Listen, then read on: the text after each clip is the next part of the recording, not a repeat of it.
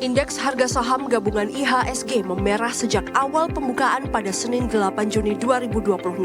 Sejumlah pihak justru melihat fenomena Big Banks yang ikut terdampak dalam situasi tersebut, mulai dari saham BCA hingga Bank Mandiri kompak turun. Secara umum, situasi ini tentu saja berkaitan dengan eskalasi geopolitik yang terus meningkat. Tidak hanya itu, spekulasi soal memburuknya ekonomi RI oleh investor asing juga menyumbang kondisi IHSG hari ini. Bagaimana langkah pemerintah yang perlu dilakukan untuk mengantisipasi pelemahan indeks saham yang kian mengkhawatirkan? Simak diskusinya dalam Detik Sore. Menuju segmen berita daerah, Detik Sore akan mengulas peristiwa kriminal yang melibatkan seorang mahasiswa di Kota Semarang. Seorang mahasiswa berinisial IM menggasak setidaknya 40 motor dengan modus sewa. Seperti apa detail modusnya? Simak ulasannya bersama jurnalis Detik Jateng dalam berita Nusantara. Ikuti terus informasi terbaru dan bermutu dari Detik Sore. Jangan lupa follow sosial media kita @detiksore. Detik Sore, gak cuma hore-hore.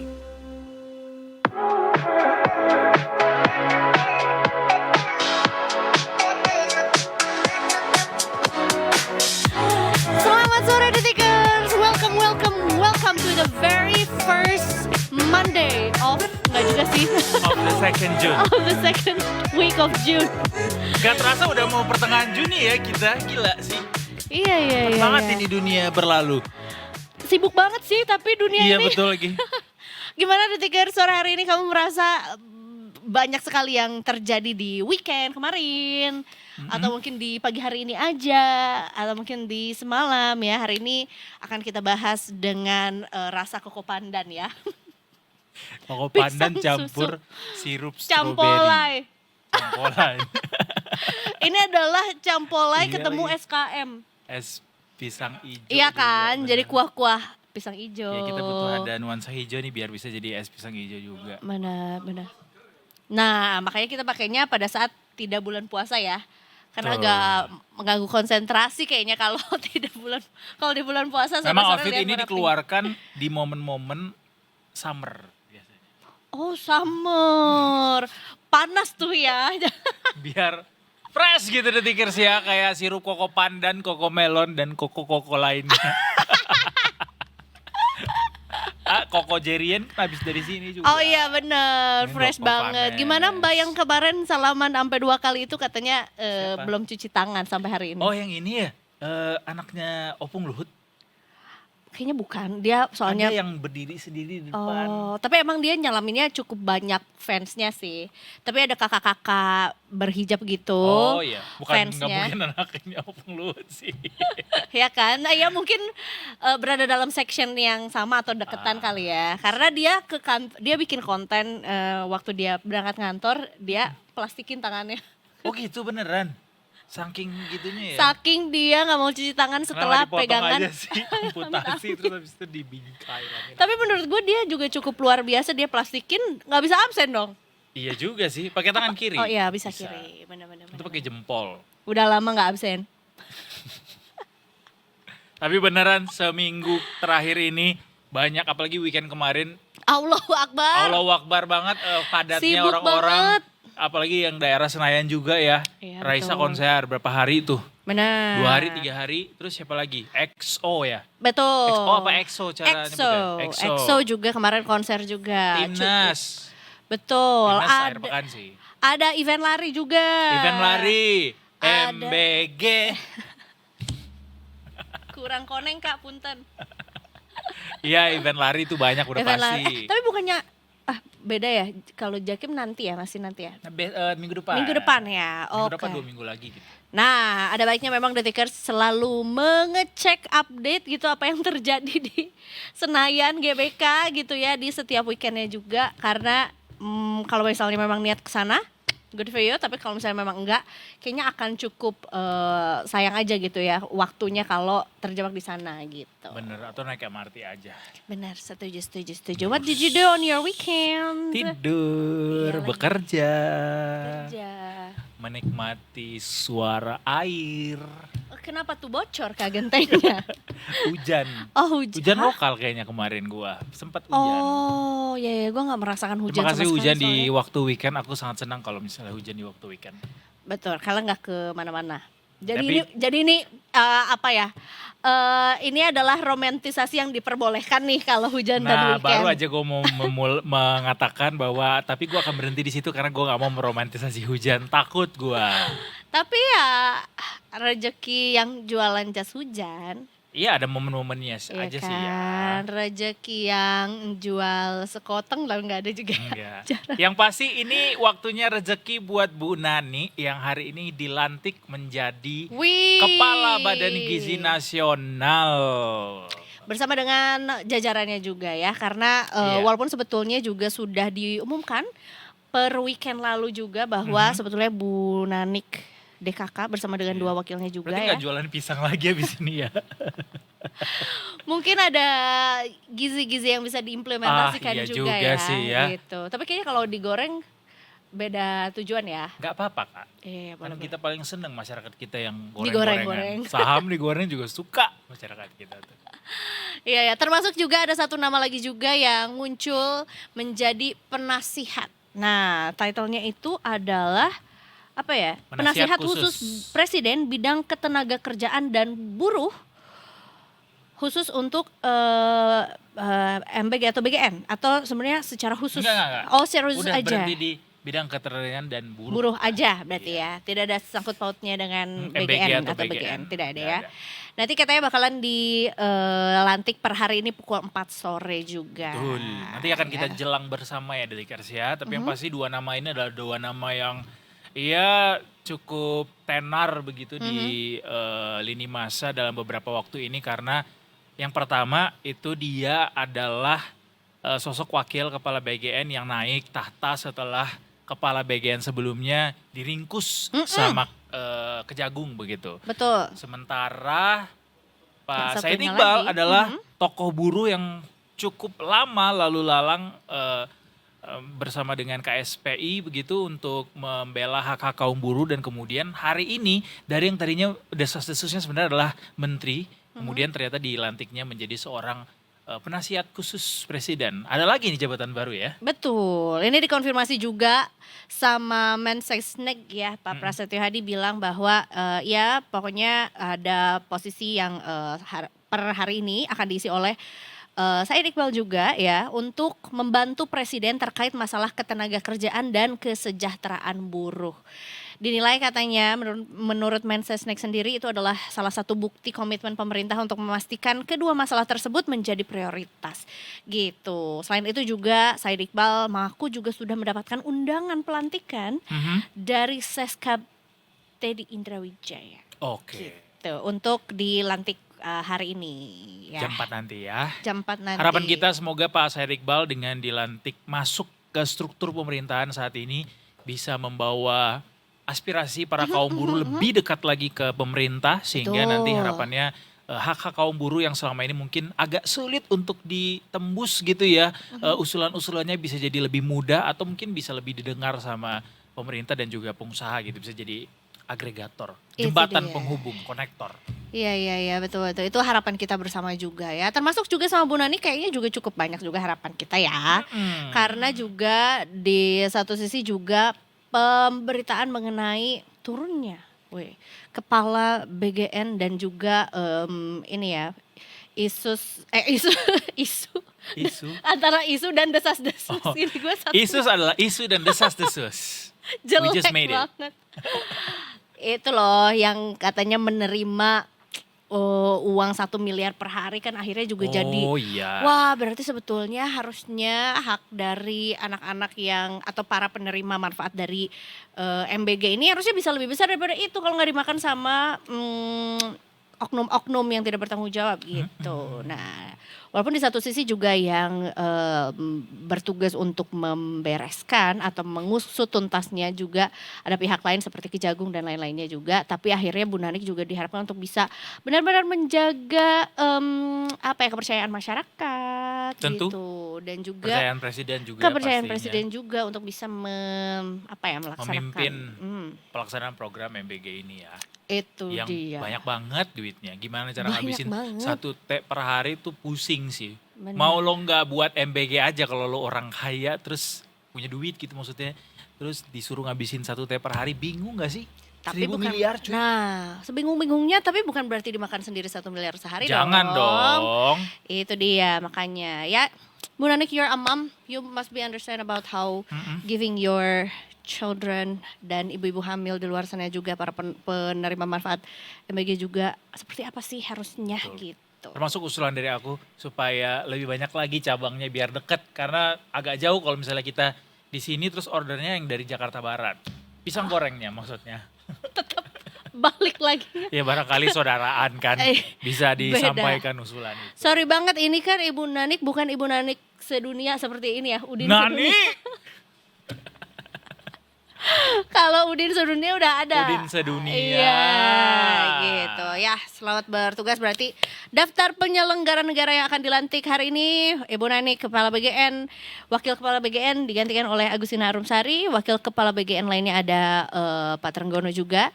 Dan juga Pak Said Iqbal ya. Penasihat khusus Presiden bidang ketenagakerjaan dan kesejahteraan.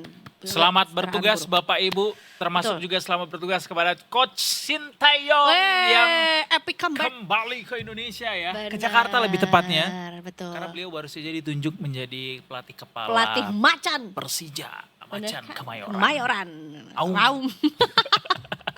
Terus lagunya kok gue jadi lupa sih udah lama ya? STY kok sama yang itu bukan. Gara-gara STY. Itu gara-gara Kahitna bukan. Iya lagi kita Ya kan? otak-otak brand root nih kayak gini nih. Kalau Bener. dikasih Gue lagu sih lebih baru pilih lagu jadinya gara-gara udah. STY ya. Karena kan biar juga ini jadi semangat baru juga untuk Persija gitu ya. Karena sudah diumumkan secara official juga sama melalui Instagram kalau nggak salah. Iya benar, melalui Instagram dari Persija juga bahwa STY akan kembali juga untuk musim 2026-2027. Kapan tuh Kak Musim berarti? juga bahasa Inggrisnya season, Kak. Musim. Tadi gue bilang musim lagi pakai Z. Musim ya. Musim dan season. Berbeza. Musim ini 2026, 2026 2027. Berarti kapan katanya dia akan mulai Gua blow the lupa whistle? musim baru tuh akan dimulai bulan berapa ya Liga Indonesia, lupa. Pokoknya tahun ini aja karena kan baru kelar nih kemarin Persib juara kan. betul. Ketiga kalinya itu. Nah ini sebagai menghadirkan perlawanan yang lebih tangguh lagi. Persija kemudian mengimpor pelatih Iya, barunya iya, iya. dari Korea Selatan yaitu Coach STY untuk menghentikan dominasi dari Persib Bandung begitu. Tapi katanya juga Persib Bandung juga pelatihnya berganti juga ya? Kurang tahu kan? Kurang tahu ya. Kita akan panggilkan kalau begitu. Gak tahu Kayaknya katanya. enggak deh. Kan udah juara 3 musim berturut-turut, masa ganti pelatih? Oh ya ganti. kan, ganti dia kayak my KDM ya job jadinya here ya? is done. Kayaknya dia sibuk ya. Menurut aku sih beliau sibuk, lebih sibuk lah ngurusin Jabar. Oh, KDM. Iya. Menurut lu siapa? Jadi siapa udah ada belum pelatih baru Siapa Persib yang baru? namanya? Atau masih nyari? Oh, ini naik juga nih. naik Coach jabatan Beard, juga Coach nih. Beard naik. Gue lagi, Detikers gue lagi gila-gila banget nonton Ted Lasso. I know I'm late. Dan karena udah season 4 ya. Abis ini lo akan ngulik Manchester City itu Parah. klub apa sih? Bisa Kecamatan gitu kan. dibilang. Kecamatan sih. Kecamatan. Oh bukan. Derby itu apa sih? Richmond tuh kecamatan di London Richmond. gitu ya. Kabupaten. Kabupaten. Enggak dong. Kan kotanya London. Iya. Iya kan? Berarti Mau kita Richmond. telusuri dulu nih ke Disduk Cakpil Kota London. Nanti kan kalau gue udah selesai sampai season 4. Akan ada season 5-nya gak? Si Ted Lasso. Nggak tahu deh. Udah lama tuh nggak ada season barunya juga. Oh Cinta iya, Masuk. iya. Bagus, itu adalah itu adalah seri sepak bola yang Bagus. Abis ini Eiza akan bertanya lebih elaboratif lagi nanti di The Hat-Trick ya. Siap-siap aja. Enggak juga. Dia akan bertanya dari sisi psikologis, kapitalisme, betul. industri, Betul. semuanya lah. Entertainment, Entertainment, transfer pemain betul. dari ya itu dah. Banyak ya. Sebanyak berita-berita hari ini juga termasuk nih ya. Aduh. Ada yang klarifikasi lagi setelah kemarin kan ada desas-desus Pak Purbaya isu dan desas-desus Pak Purbaya bakal mundur dari kursi Menteri Keuangan dan digantikan oleh sejumlah nama. Nah ini dipertegas kembali setelah Pak Purbaya kemarin sempat membantah tidak ada rencana mundur.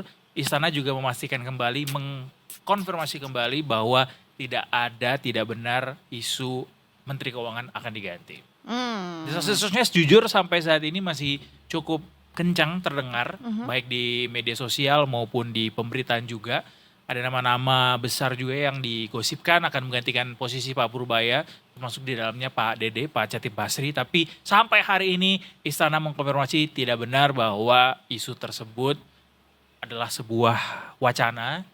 Jadi Pak Purbaya juga masih kerja sebagai Menteri Keuangan sampai hari ini dan tidak ada pergantian di kursi Menteri Keuangan. Katanya kemarin pada saat momen konpres APBN kita hari Jumat bilangnya kayak daripada mundur saya lebih suka maju katanya. Betul, terus beliau maju, jalan dari kursinya, maju. Maju. Karena emang udah ini ya momennya untuk presentasi aja deh mau maju. Enggak, dia presentasinya duduk, Oh. cuma dia ya udah gitu aja. Oh. Membuktikan bahwa dia lebih suka maju daripada mundur gitu. Betul. Karena kalau mundur jadinya nanti dia moonwalk. Benar. Dan juga maju mundur cantik masih tetap dimiliki oleh Syahrini. Ya benar. Jadi tidak ada ya Detikers, setidaknya sampai sore ini nanti termasuk ada pelantikan di sana, tidak ada informasi yang kami terima soal pergantian Menteri Keuangan. Nggak tahu kalau besok atau lusa atau minggu depan, we'll see. Tetap Detik sore, nggak cuma Sore-sore. harusnya gitu tadi ya. Iya. Langsung break ya. benar. Nggak apa-apa deh. Kalau gitu jangan kemana-mana. Kita balik lagi habis ini karena hari ini kita akan lama sampai jam 7 malam nanti. Padat lah pokoknya masih banyak akan kita berikan tampilkan juga sama Detikers semua. Jadi jangan kemana-mana tentunya masih di Detik Sore. Nggak cuma hore-hore.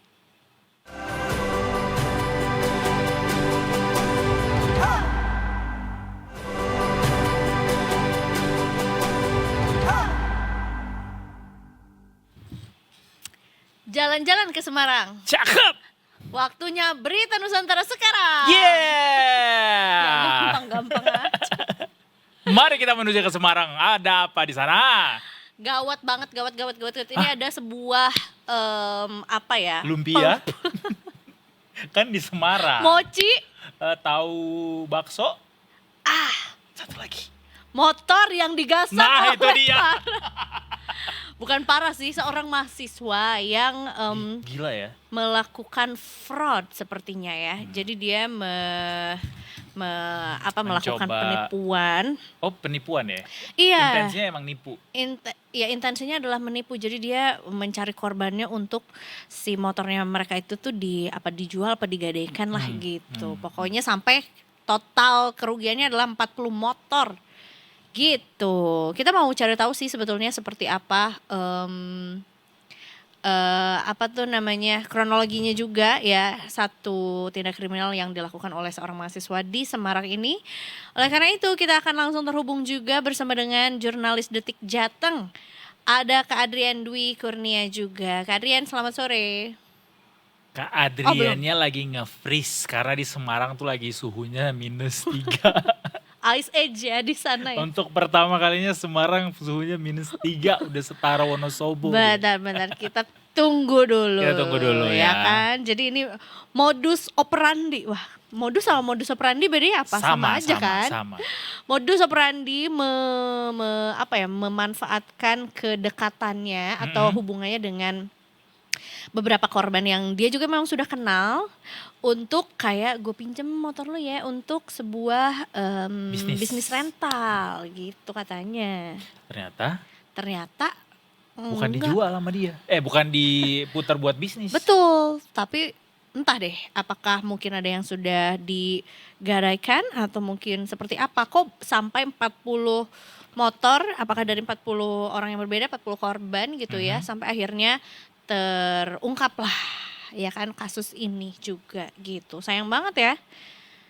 Padahal Ini yang maksudnya melakukan perbuatan juga umurnya atau usianya cukup muda, Detikers, mahasiswa berusia 23 tahun. Tapi berhasil menyelundupkan atau menggasak 40 motor. Kita coba pelajari modusnya seperti apa supaya nanti ini bisa jadi pelajaran juga buat kita bersama dengan Detik Jateng begitu, tapi kita telusuri dulu apa yang sudah dilaporkan oleh Detik Jateng sejauh ini.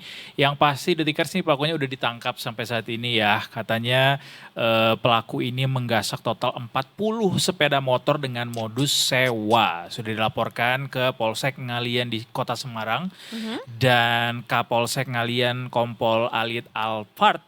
Sorry, ini namanya lucu banget, ada Alphardnya. Karena mobil ya, padahal ngurusin curanmor. Iya. Kita akan langsung terhubung bersama dengan Let's Kak go. Adrian juga. Selamat Langsung. sore. Selamat sore Kak Edo, Kak Iza, dan Detikers Akhirnya. semuanya. Mas Adrian, banyak banget motor di belakangmu Mas. Yang mana punyamu? Jangan dong, ini barang bukti ya. Gue justru salfok, biasanya kan Mas Adrian ini ada di dengan background Kayu dan juga batu bata. Sekarang backgroundnya Ternyata motor. kalau kayu-kayunya itu di take Hilang. out, jadilah ini. Parkiran motor Parkiran ternyata. motor ini. Apakah ini parkiran atau ini adalah motor-motor dari bukti-bukti yang berhasil diamankan gitu dari kasus yang kita bicarakan sore hari ini? Baik, betul. Hari ini saya ingin menampilkan ya motor sekitar 23 kendaraan sepeda motor di Mapolsek Ngalian, Kota Semarang yang berhasil diamankan petugas dari tempat-tempat pelaku menggadaikan sepeda motor ini, yang pelaku ini mengambil dari teman-temannya seperti itu. Mas Adrian, coba Ardian boleh kita dielaborasi bagaimana awalnya modus yang dilakukan oleh pelaku ini sampai berhasil menggasak 40 motor, Mas Ardian. Silakan. Baik, jadi ini memang dilakukan selama sekitar 1 bulan ya, Wow. kejadian penggelapan 40 sepeda motor ini. Modusnya yaitu pelaku ini mengenal siapa-siapa saja yang dia mau ambil sepeda motornya, yaitu teman-temannya satu kampus di salah satu universitas di Kota Semarang. Dengan modus dia itu mau pinjam untuk sewa semacam di rental seperti itu. Kepada para korbannya dia bilang, ini boleh nggak aku rental gitu, dengan harga 80 sampai 100 ribu Per hari. untuk 1 hari. Nah, per hari itu kan angka yang cukup besar ya untuk mahasiswa gitu. Jadi para korbannya ini yang memang semuanya mahasiswa itu ya udah meminjam-minjamkan saja, tapi kok nggak balik nih motornya gitu. Dan sampai salah satu korban ada yang melaporkan ke Polsek Ngalian, kemudian ditelusuri ternyata memang motor tersebut itu sudah digadai seperti itu. Berarti betul ya, setiap korbannya gitu ya memang punya ya hubungan atau pelaku ini mengenal gitu ya dari para korbannya itu sendiri gitu.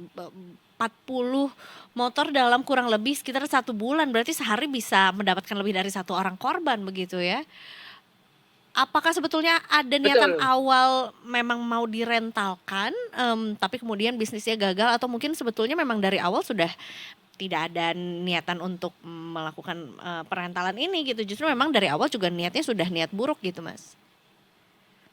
Baik, terkait niatan pelaku ya memang setelah dia mendapatkan sepeda motor, itu waktunya nggak lama kok setelah dia dapat sepeda motor untuk langsung digadaikan seperti itu. Jadi kayak misalnya dia COD sama temennya gitu untuk ambil motor sore, nanti malamnya tuh udah digadai, dan digadainya itu ke perorangan ya. Itu ada yang digadai di luar kota juga, misalnya di Kabupaten Batang, terus sampai ke Kendal juga, ada yang sampai ke Demak gitu. Jadi memang ya sudah niatnya memang untuk digadaikan seperti itu, dan uangnya itu digunakan untuk kepentingan pribadi si pelaku ini seperti itu. Apa aja tuh Mas kepentingan pribadinya, dan berapa banyak total rupiah yang sudah berhasil dikumpulkan oleh pelaku dari menggadaikan sekian puluh motor ini? Oke, untuk pelaku ini mendapat sekitar 135 juta ya kalau di total. Wow. Nah, itu digunakannya untuk apa aja? Ada yang digunakan untuk gali lubang, tutup lubang nih. Nah, Oke. misalnya dia sudah menggadaikan 1 motor, kemudian dibuat membayar istilahnya biaya rental, Oke. biaya rental ke korban sebelumnya. Baik. Jadi kan korbannya percaya gitu, sempat dibayar. Iya. Itu salah satu, jadi untuk gali lubang, tutup lubang biar lebih banyak korban. Kemudian digunakan untuk kepentingan pribadi pelaku nih, seperti dia untuk main, untuk jajan, dan tadi disampaikan juga sempat digunakan untuk ya aplikasi hijau seperti itu. Aplikasi hijau tuh Bela- e-commerce atau apa? belanja. Aplikasi hijau itu semacam istilah atau sebutan untuk aplikasi yang prostitusi seperti itu. Oh, iya oke. Oh, Berarti Betul. bukan e-commerce Jadi ya? bukan check out Bukan, belanja. Iya, bukan. bukan check out belanja atau Kirain pinjol bukan. barangkali Mau pindar. 6 kali kemarin. Iya, makanya. Check out itu. Oh, baik. Ada pinjol juga nggak, Mas?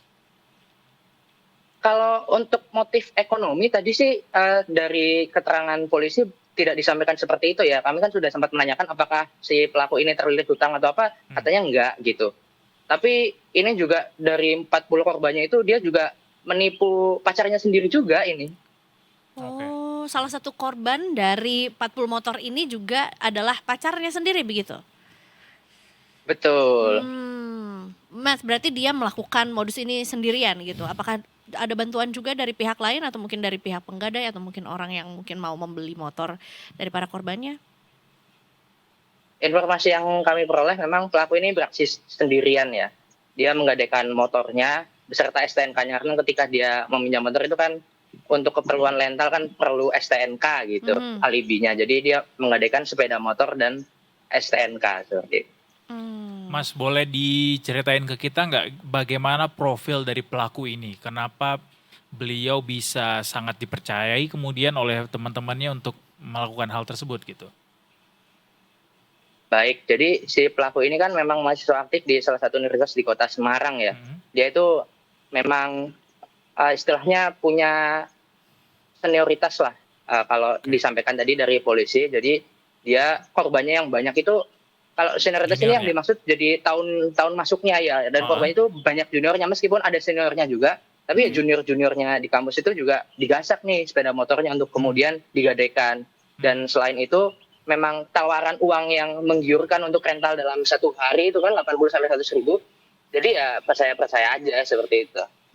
Jadi berdasarkan dari salah satu korban yang melakukan pelaporan ke pihak polisian, akhirnya diungkaplah bahwa sebetulnya sudah banyak gitu ya yang menjadi korbannya juga. Berarti ini motor-motor yang ditampilkan di belakang gitu ya menjadi barang bukti itu yang berhasil di-collect gitu dari yang Digadaikan. yang digadaikan Iya. gitu ya, pergadaian itu. Atau apakah Yes, semua jadi- motor sudah dikembalikan atau masih ada yang masih digadaikan? Jadi itu kan totalnya 40 motor. Kemudian yang ada di sini tuh sekitar 23. Nah, yang belum sempat atau yang lagi dilacak petugas ini totalnya 25 kan. 23 ini udah di sini, yang 2 ini masih dilacak. Kemudian sisanya itu sudah ditebus sendiri nih oleh para korban-korbannya gitu. Oke. Gitu, iya sih karena ya sayang juga ya sebetulnya pasti harga gadainya pun juga tidak sebanding lah gitu. Coba Jadi berapa harga banyak yang- gadainya, Mas? Iya biasanya berapa sih? Harga gadainya itu bervariasi ya, antara 6 sampai sekitar 12 juta tergantung tipe motornya. Besar juga Makanya berarti. bisa sampai 135 30-an juta juta juga ngumpulin tadi dalam untuk- sebulan ya. Ini juga Mas Ardian sempat mewawancarai Kompol Alit Alfart ya, Kapolsek dari Ngalian. Kita coba simak dulu acaranya. Ya, jadi perkara penggelapan yang dilakukan oleh salah satu mahasiswa di kampus wilayah Semarang, modusnya pertama menyewa, bilang menyewa nanti dikasih uang per hari, ada yang 80, ada yang 100 ribu, seperti itu. Dan ada yang jangka sewanya ini ada yang 10 hari, ada yang 2 minggu, 14 hari. Nah, setelah dapat unitnya, pelaku ini langsung menggadaikan kendaraan tersebut. Ada berapa Pak jumlah kendaraan yang sempat digadaikan totalnya? Total itu keseluruhan jadinya 40. Jadi 40 kendaraan, cuma karena sudah ada beberapa yang langsung diambil sama korban atau pemilik sebelum laporan. Tapi yang masuk laporan ke kita itu 25. Jadi 25 kita berhasil mengamankan 23. Seperti itu. Yang duanya lagi Pak? Masih dalam tahap pencarian. Ya, jadi Wah, menurut gue sih cepat-cepat tobat ya pelaku ini. Iya. Karena ya korbannya teman-temannya sendiri dan yang pasti juga ini ya, ya namanya masih kuliah, pasti itu juga motor dibelikan orang tuanya untuk biar bisa kuliah, biar nyaman lah gitu berkuliahnya juga. Malah digadaikan sama si pelaku Mana ini lagi juga. kita kira uangnya dipakai untuk membiayai kuliah begitu ya. Karena beliau juga semester akhir ya Mas Ardian ya, sepertinya beliau ya. Betul, informasinya seperti itu. Ya, ternyata justru dipakai buat biaya sehari-hari dan itu tadi si aplikasi hijau yang dimaksud tadi Gak ya. jelas. Terus akhirnya Iya, jerat hukum yang yang dikenakan kepada pelaku apa Mas? Baik, jadi pelaku ini dijerat tentang pasal penggelapan ya, pasal 486. Itu ancaman hukuman maksimalnya pidana penjara selama 4 tahun. Nah loh, itulah. kita konsekuensi. nantikan seperti apa Dari follow up dari kasus ini begitu ya. Betul. Karena masih ada pencarian juga, nanti semuanya bisa diupdate lagi di Detik Jateng begitu dan Tadi aku mau nanya juga sih sebetulnya dari pihak kampus apakah sudah sempat iya. angkat bicara karena ini kan menyangkut satu pelaku yang adalah mahasiswanya dan puluhan korban lainnya yang merupakan mahasiswa dari kampus yang Kampus sama gitu. Baik, jadi kalau tadi dari kepolisian memang belum menyampaikan secara gamblang ya, ini tersangka ini mahasiswa dari kampus mana. Kami tim Detik Jateng juga sedang menelusuri terkait mahasiswa ini dari universitas mana dan kemudian nanti kalau sudah dapat informasi nanti pasti kami akan konfirmasi dan lanjutkan terkait statement dari kampus, mungkin langkah-langkah apa yang nanti akan dilakukan terhadap mahasiswanya ini, seperti itu. Baik kalau gitu. Terima kasih banyak Mas Adrian atas laporannya juga sore hari ini ya. selamat kembali lagi ke biliknya Mas Ardian. Selamat sore dan selamat bertugas kembali. Selamat Terima sore. kasih, selamat sore. Terima kasih. Mas Ardian Karena kaget tahu ya. nggak kenapa Mas Adrian itu melakukan laporannya di situ? Kenapa? Karena 23 motornya nggak muat di ruangan itu. Jadi Kalau nggak mau mungkin nggak mau gue harus keluar nih, Mau gitu nggak ya. mau harus keluar. Kalau mungkin dari pihak polisiannya tuh, dari Kapolsek ngaliannya ngasih lihat buktinya cuman 1 atau 2 motor dia mau masuk. Iya, tetap dibawa di dalam aja. Itu gitu. Kita lihat Berhubung- nanti di laporan-laporan lainnya, akankah beliau kembali Kembali? ke dalam peraduannya atau bagaimana? Makanya terus saksikan Detik Sore Detikers. Kalau mau tahu kelanjutan dari sepak terjang Mas Ardian bersama ke depan. dengan kayu-kayunya itu ya di episode lain mungkin ya. Kita break dulu. Kita break dulu, habis ini masih ada editorial review, masih ada trending today lagi. Kita akan bahas rupiah dan juga IHSG yang hari ini makin kesini makin merah. Kita pengen tahu nasib rupiah kita ke depan gimana, pasar modal kita bagaimana, nasib APBN kita bagaimana bersama dengan Bang Joshua Pardede. Habis ini Detikers tetap bersama kami di Detik Sore. Gak cuma hore-hore.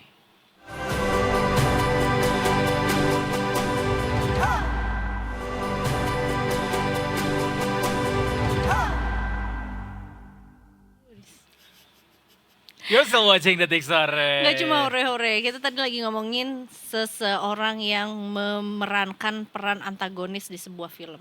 Itu Busboy. Dia bisa jadi seorang antagonis juga ya? Bisa, gua sangat believable beliau jadi anak SMA yang sok jagoan gitu di film Nobody Loves Sky. Benar-benar. Yang saat ini sedang tayang di bioskop dan kalian semua harus nonton karena filmnya bagus. Gua udah nonton. Kamu karena Amanda. Hah? Kamu- Aurora. Aurora. Nama dia Amanda Oh iya, kan di film Amanda. itu. Ya, Ternyata dia kira-kira Aurora. nggak sebanyak itu. Gue kira scene-nya akan banyak. Ternyata banyaknya si 3 sekawan itu. Oh, kalau mau banyak lihat Instagramnya aja. Iya sih. Atau nonton Komang.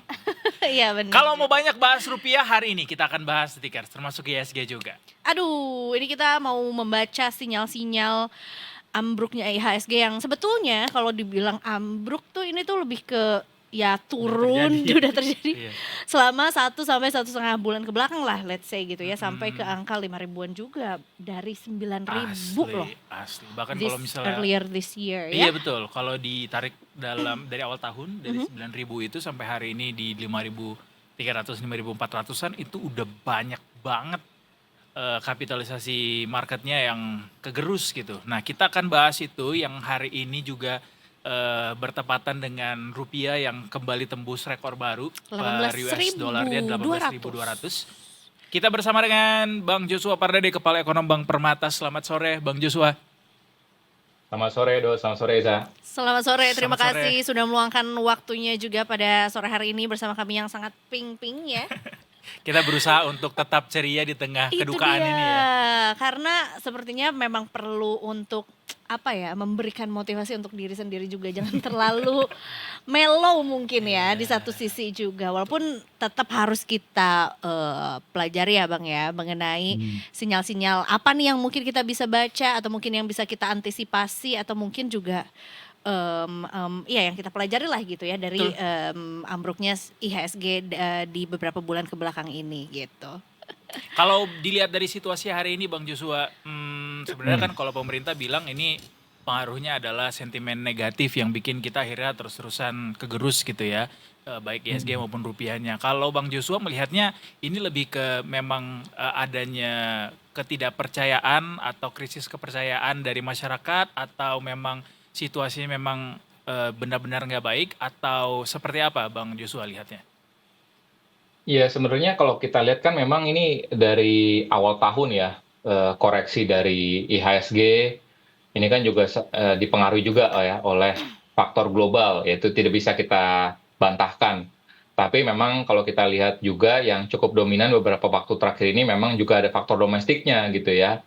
Faktor domestiknya ini juga dipengaruhi tadi oleh beberapa kebijakan yang baru saja digulirkan oleh pemerintah yang notabene mungkin memberikan ketidakpastian ya di pengusaha, di industri dan juga di pasar modal gitu ya, sehingga membuatlah aliran modal asing keluar ya dari pasar saham kita, pasar obligasi, sehingga inilah yang menyebabkan tadi beberapa investor asing ya dari awal tahun kan kita udah dapat penilaian ataupun mendapat warning ya dari MSCI, lalu diikuti dengan lembaga pemeringkat internasional ya Moody's dan Fitch yang menurunkan outlook rating Indonesia dari stabil menjadi negatif. Lalu dilanjutkan dengan perang, ini juga memberikan ketidakpastian baru lagi dengan kenaikan harga minyak mentah, dolarnya menguat, ini juga akan bisa berdampak juga kepada ketahanan fiskal kita. Sekalipun Menteri Keuangan mengatakan bahwa disiplin fiskal tetap akan dipertahankan, which is itu oke gitu ya. Tapi ternyata selain itu ada beberapa kebijakan yang mungkin itikat dan inisiatif bagus ya, seperti misalkan DHSDA sama peluncuran dari lembaga badan ekspor satu pintu DSI. Ini kan untuk bisa menyelesaikan permasalahan-permasalahan under invoicing, lalu juga untuk meningkatkan penerimaan ekspor kita. Namun mungkin kebijakan yang dinilai positif oleh pemerintah ini belum dikomunikasikan secara komunikatif ya dan baik kepada pelaku usaha dan juga kepada masyarakat gitu ya, sehingga makanya dampaknya ini kita lihat dampaknya justru responnya negatif gitu ya, artinya. Dan ini kalau Edo sama Eza dengar juga ya mungkin beberapa hari yang lalu sudah ada seruan sell Indonesia gitu ya, dari salah satu analis dari aset manajemen dari Australia gitu ya, sehingga makanya ini kan memberikan ada faktor yang tadi ya, yang menjadi concern dari investor asing khususnya ya, yang harusnya ditanggapi ya, direspon oleh pemerintah. Kira-kira mungkin kebijakan mana yang harusnya ada koreksi gitu kebijakannya, sehingga ini akan bisa meningkatkan ataupun bisa membalikkan lagi kepercayaan dari para investor ya, karena kan dari sebagian besar kebijakan tersebut ya memang ini pelaksanaan implementasi dari pasal 33 ayat 4. Tapi kan dampak aksesnya kan dampaknya sudah kita bisa lihat ya, tadi investor asing keluar dari pasar modal kita. Lalu kemarin juga pemerintah dalam hal ini presiden juga mendapatkan surat cinta dari kadinnya China gitu ya, akibat karena mungkin ada beberapa hal-hal yang mungkin makin memberatkan investasi dari negara China. Dan ini harusnya bisa direspon oleh pemerintah gitu ya, sehingga harapannya ini bisa membalikkan justru confidence ataupun kepercayaan dari investor, sehingga harapannya rupiah ke depannya bisa berbalik lagi menguat, dan juga pasar saham kita ini bisa kembali lagi menguat juga. Karena sebetulnya juga mungkin di awal-awal tahun kan sebetulnya banyak yang mengira oke ini adalah koreksi yang cukup sehat atau mungkin koreksi yang memang diperlukan untuk sampai akhirnya pasar bisa merespons dengan positif lagi gitu. Tapi sebetulnya ada nggak sih batasan sampai mana Bang? Sebetulnya ini adalah koreksi yang Wajar. yang wajar. Ini koreksi yang memang sebetulnya juga sudah tidak sehat dan bahkan sebetulnya ini bisa jadi sinyal-sinyal walaupun mungkin udah bukan sinyal awal lagi ya gitu ya bahwa ini ada sesuatu yang perlu diperbaiki gitu dari dalam sendiri. Ya, kalau biasanya kalau koreksi yang sehat itu adalah pada saat ya kenaikan harga suatu aset ataupun aset keuangannya terlalu cepat gitu ya, sehingga diperlukan tadilah koreksi yang sementara gitu ya. Namun pada akhirnya ya dia akan rebound lagi.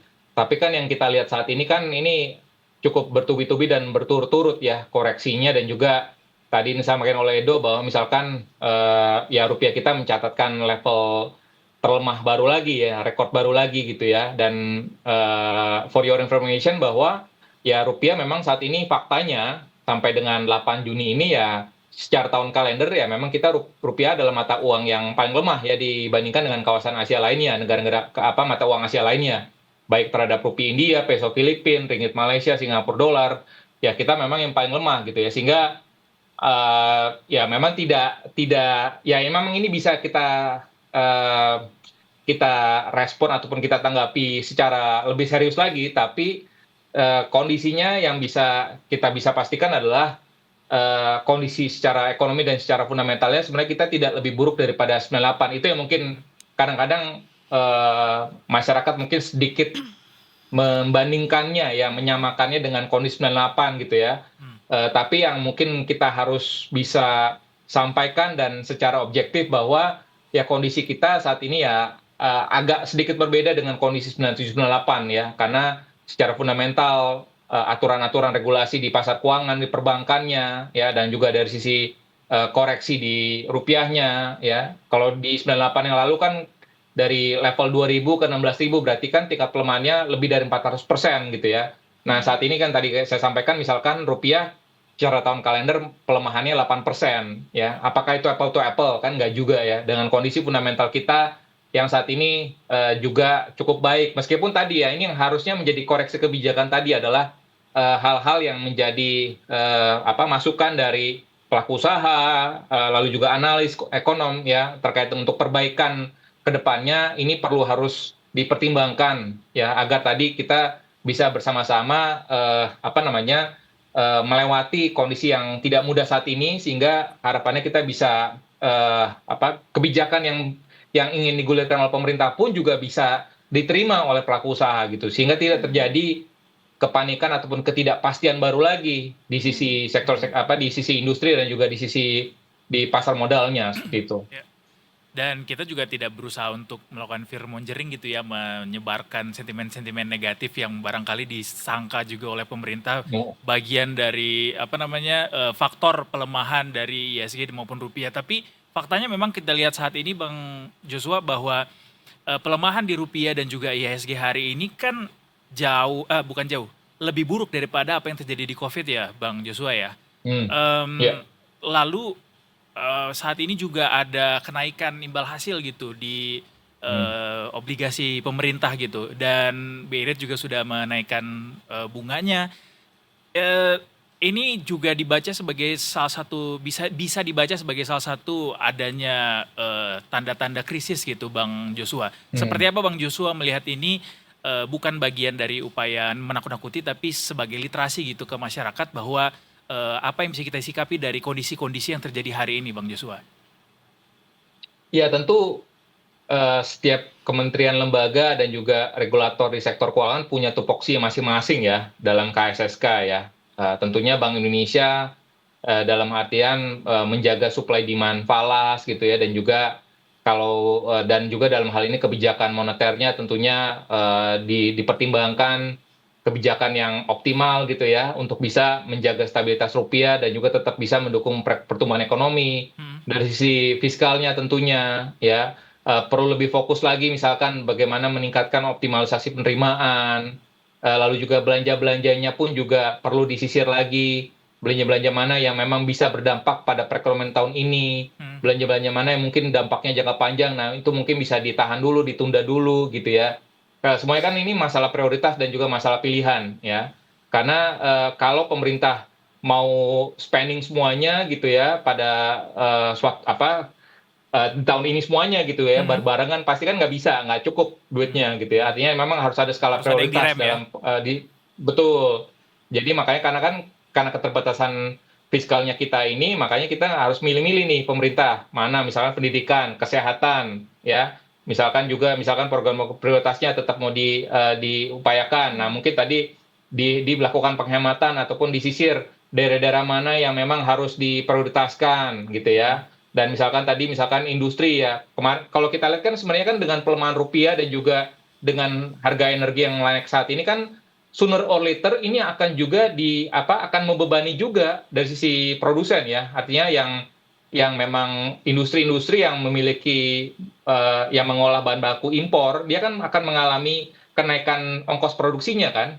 Kalau kenaikan ongkos produksi sementara itu dia penjualannya mungkin nggak naik banget tapi malah turun, justru kan berarti kan dia harus melakukan efisiensi lagi kan. Nah efisiensinya itu kan biasanya yang paling awal biasanya dia akan menurunkan misalkan jumlah jam kerja ya pekerjanya ataupun karyawannya.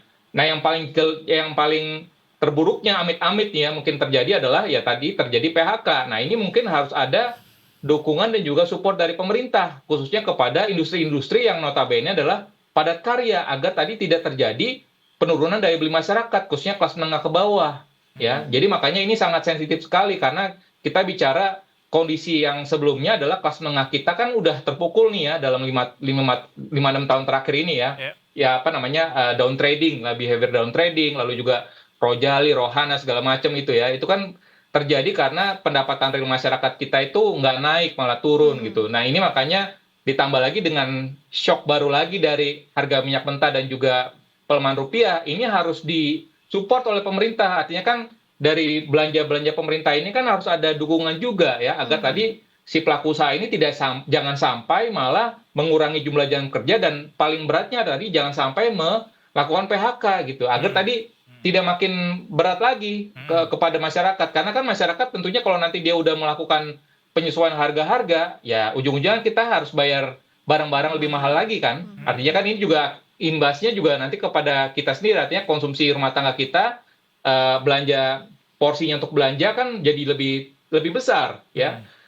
Syukur-syukur masih ada tabungan. Kalau tabungannya udah habis, ya kita pakai tabungan kan untuk alias makan tabungan ya. Iya, makan tabungan kan. Jadi makanya kondisi-kondisi seperti ini kan muter-muter lagi kan. Artinya tidak menyelesaikan masalah gitu ya.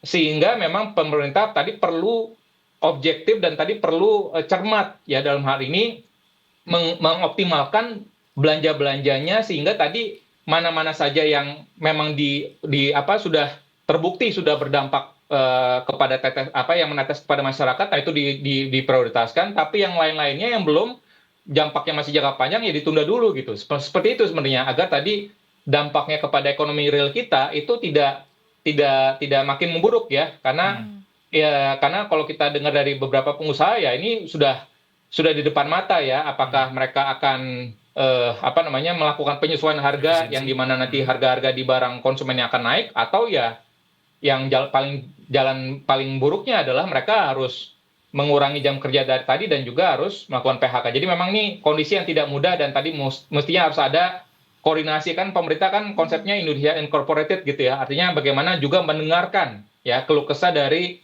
para pelaku usaha gitu ya, konsumen, masyarakat agar tadi kita sama-sama memiliki jalan keluar bersama gitu ya. Karena mungkin kebijakan yang digulirkan oleh pemerintah mungkin di momentum saat ini kurang tepat ataupun mungkin tadi tidak sesuai momentumnya. Jadi mungkin harus ada tadi koreksi kebijakan agar tadi bisa memulihkan tadi kepercayaan investor ya khususnya karena ini memulihkan kepercayaan investor ini bukan hanya semata-mata hanya dengan pergantian anggota kabinet saja selesai gitu. Tidak bisa seperti itu. Jadi memang benar-benar harus menyentuh kepada isu permasalahan akar permasalahannya apa ya. Gitu. Karena kalau misalnya substansinya kalau hanya pergantian pemain aja nggak akan menyelesaikan masalahnya gitu. Karena ujung-ujungnya manajer tim sepak bolanya tersebut yang memang harus mengatur strateginya, kebijakannya agar bisa diterima dan bisa sesuai dengan strategi untuk bisa melewati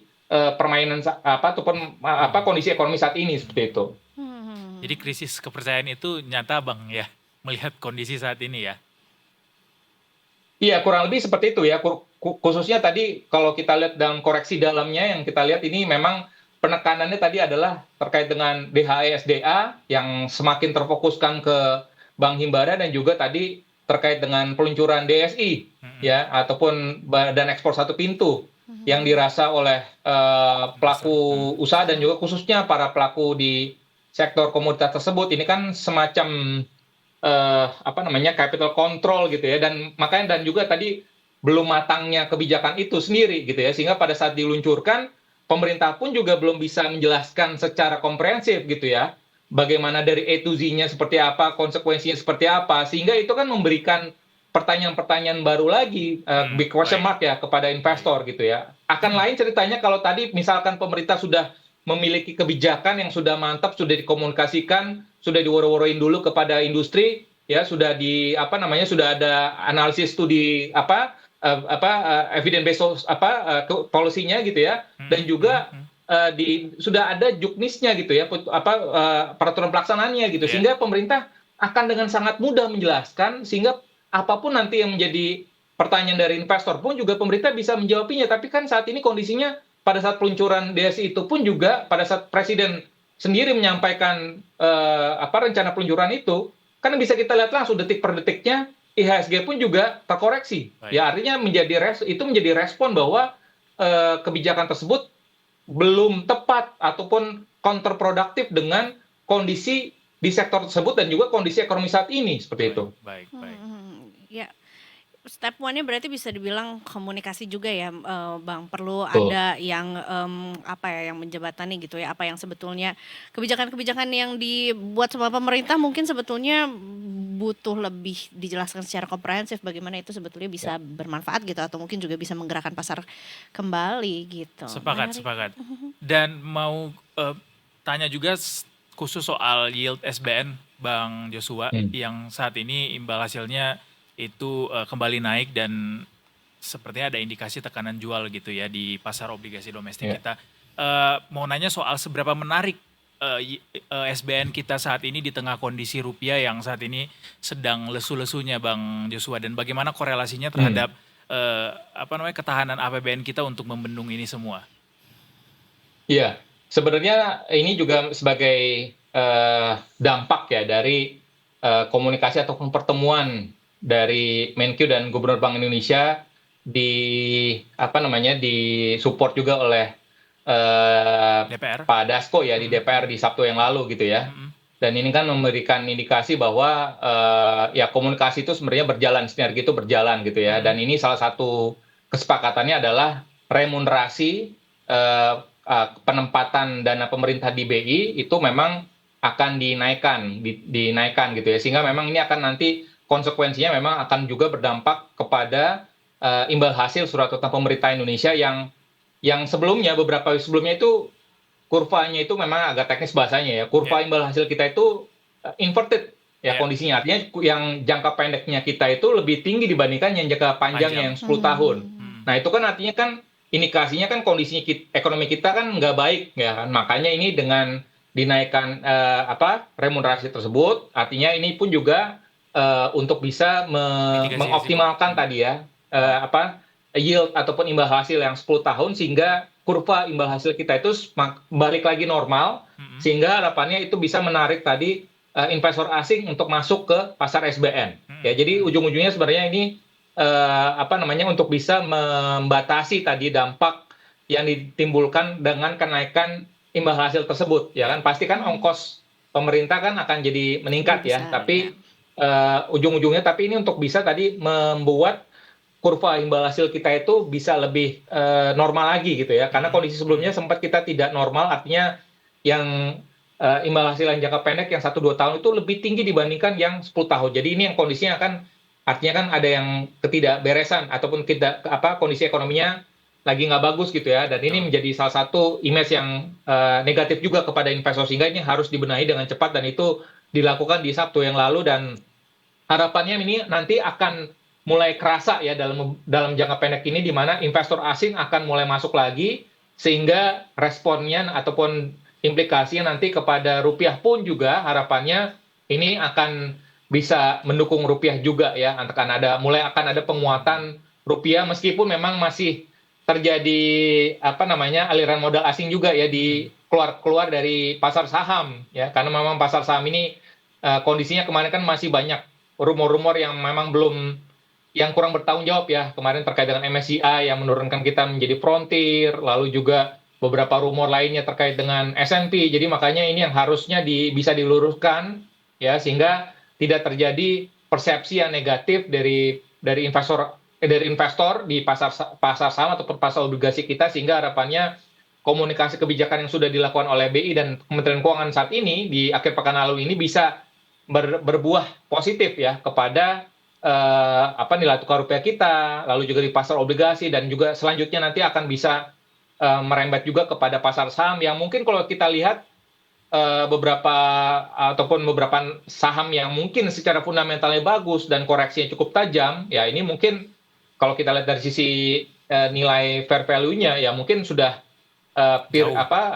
price earning ratio-nya sudah cukup murah ya. Artinya kembali lagi, tapi ini mesti dikembalikan lagi kepada profil risiko masing-masing dari kita gitu ya. Tidak bisa kita pukul rata ya disclaimer-nya ya, karena risiko ya tingkat risiko dari masing-masing kita kan berbeda-beda gitu. Tapi ujung-ujungnya karena momentum seperti ini ya tadi ya, secara beberapa perusahaan-perusahaan emiten-emiten yang memang fundamentalnya bagus dan juga ekspektasi ke depannya bagus, ya ya ini juga tentunya pastinya akan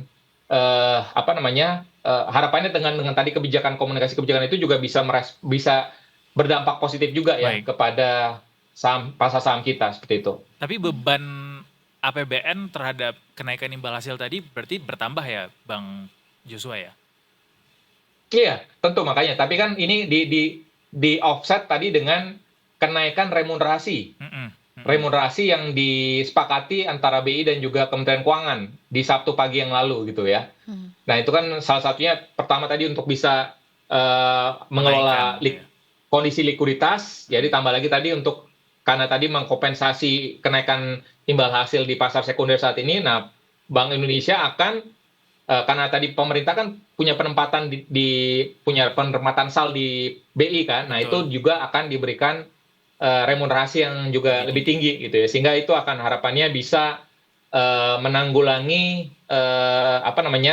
kondisi kurva imbal hasil kita yang tidak kurang normal beberapa waktu yang lalu, sehingga harapannya dengan kalau udah kembali normal lagi mestinya ini memberikan persepsi yang baik lagi nanti kepada para investor, khususnya investor asing, sehingga nanti investor asing akan semakin trust lagi, semakin masuk lagi ke pasar domestik kita. Tapi kembali lagi, ini salah satu upaya ya, tapi ini bukan solusi tunggalnya, dan ini harus juga dikomunikasikan dengan tadi apa-apa saja yang menjadi concern dari para investor, lalu juga pelaku industri, pengusaha terkait dengan kebijakan-kebijakan yang belakangan ini baru saja dikeluarkan mungkin ataupun digulirkan, yang notabene tadi saya katakan belum sesuai ataupun mungkin harus ada sedikit adaptasi ataupun perbaikan kecil. Nah ini mungkin harus juga dipertimbangkan oleh pemerintah tadi untuk sedikit dikoreksi, sehingga tadi bisa memboost confidence dari para investor. Itu dia tadi soal solusi tunggal ya, bukan solusi tunggal, bukan solusi absolut begitu. Perlu Tapi ada upaya-upaya lain juga. salah satu hal yang jelas adalah ini adalah momentum, berarti semua stakeholders saatnya untuk berpegangan tangan sebetulnya ya, untuk bisa saling maksudnya berkomunikasi apa yang sebetulnya juga kebijakan yang dibutuhkan gitu ya, atau mungkin apa what went wrong gitu, dan bisa menjadi satu masukan mungkin untuk dari pemerintah juga apa yang bisa dilakukan gitu untuk bisa menaikkan kepercayaan dari dalam maupun luar negeri juga begitu terutama. Terima kasih banyak Bang Joshua sudah ngobrol bersama dengan kami sore hari ini. Terima kasih. Insightful sekali sore hari ini, mudah-mudahan nanti bisa ketemu langsung juga ya. Iya, lumayan teknikal tapi nggak apa-apa, ilmu baru lagi ya. Terima kasih Bang Joshua sekali lagi. Silakan kembali ke komputernya dan silakan kembali ke komputer. Obok-obok Joshua yang beda. Terima kasih Bang, selamat sore. Selamat sore. Horas. Iya, Kita menarik. Betul? tutup editorial review hari ini. Betul sekali, karena abis ini kita masih punya, masih kita nantikan juga apa yang terjadi di istana. Tadi sih kita sempat lihat cuplikan videonya, Bu Nanik disamperin sama wartawan ya. Gimana Bu? Apa pertanyaan tadi? Gimana Bu? Sepatu Keds-nya mana Bu? Soalnya beliau nggak pakai sepatu Keds yang biasa dipakai. Ya kan pakai kebaya. Biasanya juga pakai kebaya tapi pakai sepatu Keds ya. Edgy. Cuma beda aja kali ini kan Beda. dilantiknya sebagai pimpinan kan. Betul, tapi kan mungkin juga ada dress code tertentu ya Kak kalau ke istana. Bisa jadi juga itu alasan salah Iya, gue satunya. belum pernah sih ke istana selain istana boneka. Jadi mungkin ada dress code tertentu yang mengharuskan pakaian tradisional, Betul. mungkin dengan sepatu formal mungkin ya gitu. Bu Nanik sudah nyampe, terus siapa lagi? Pak Said Iqbal juga udah sampai. nyampe dengan kacamata hitamnya yang kemudian akhirnya dibuka untuk pertama kalinya setelah berkali-kali beliau selalu menggunakan kacamata hitam Silau men. seperti didampingi oleh putri dan juga istrinya ya. Nanti kita akan saksikan sesaat lagi, harusnya udah pada mulai prosesi dari pelantikannya ya. Tapi kita break dulu Detikers, abis ini kita akan balik lagi tentunya cuma di Detik Sore. Gak cuma hore-hore.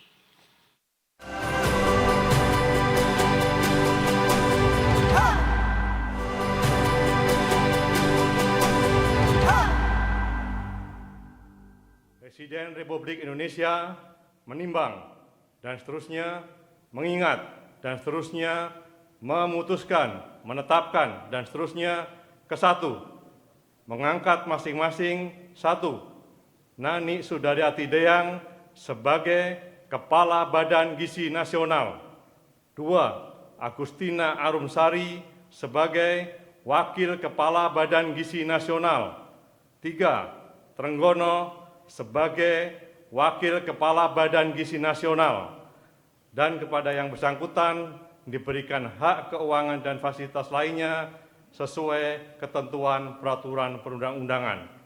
Kedua, mengangkat Said Iqbal sebagai Penasihat Khusus Presiden bidang ketenagakerjaan dan kesejahteraan buruh, dan kepada yang bersangkutan diberikan hak keuangan dan fasilitas lainnya sesuai ketentuan peraturan perundang-undangan. Ketiga, keputusan Presiden ini mulai berlaku pada tanggal ditetapkan.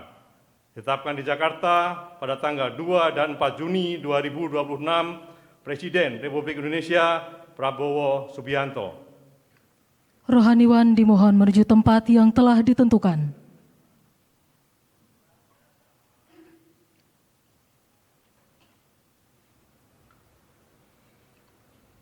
Pengambilan sumpah jabatan oleh Presiden Republik Indonesia.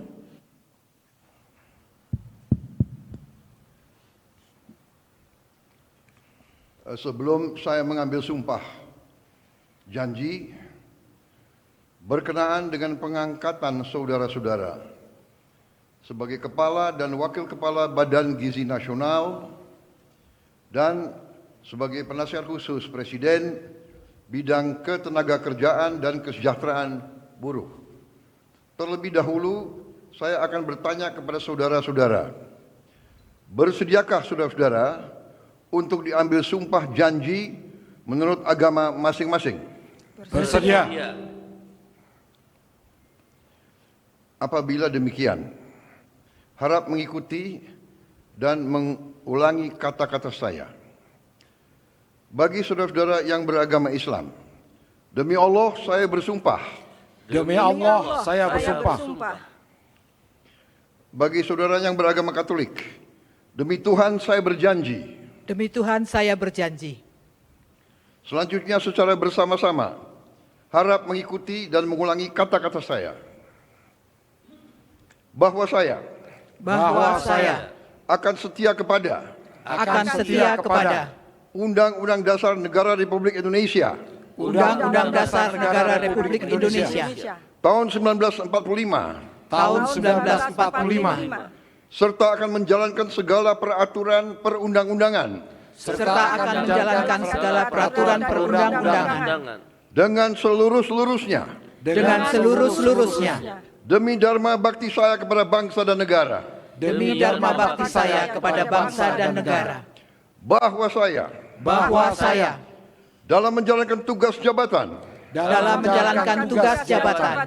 akan menjunjung tinggi etika jabatan, akan menjunjung tinggi etika jabatan, bekerja dengan sebaik-baiknya, bekerja dengan sebaik-baiknya, dengan penuh rasa tanggung jawab. dengan penuh rasa tanggung jawab. Bagi saudara yang beragama Katolik, kiranya Tuhan menolong saya. Kiranya Tuhan menolong saya. Rohaniwan dimohon kembali ke tempat semula.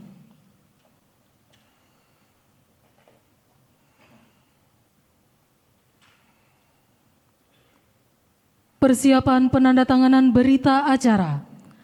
Kepada Saudari Nanik Sudaryati Deang dimohon menuju meja penandatanganan.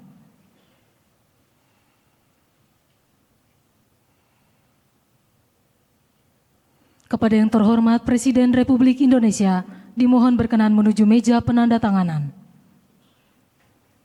Penandatanganan berita acara. 1. Saudari Nanik Sudaryati Deang sebagai Kepala Badan Gizi Nasional.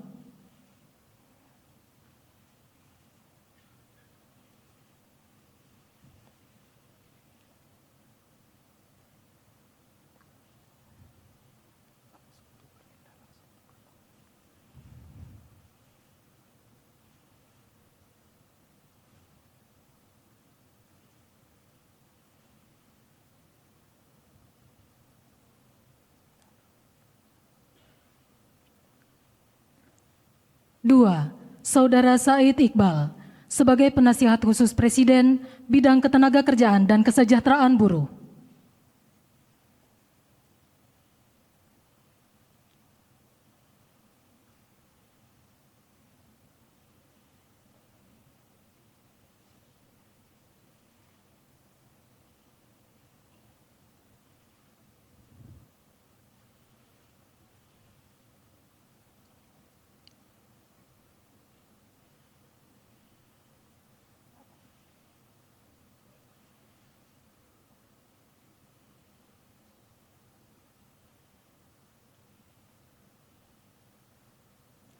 Kepada yang terhormat Presiden Republik Indonesia, dimohon berkenan kembali ke tempat semula.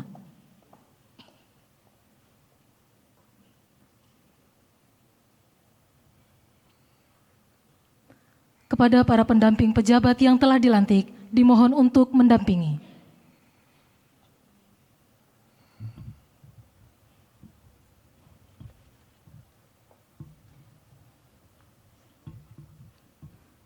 Pemberian ucapan selamat didahului oleh Presiden Republik Indonesia dan Wakil Presiden Republik Indonesia.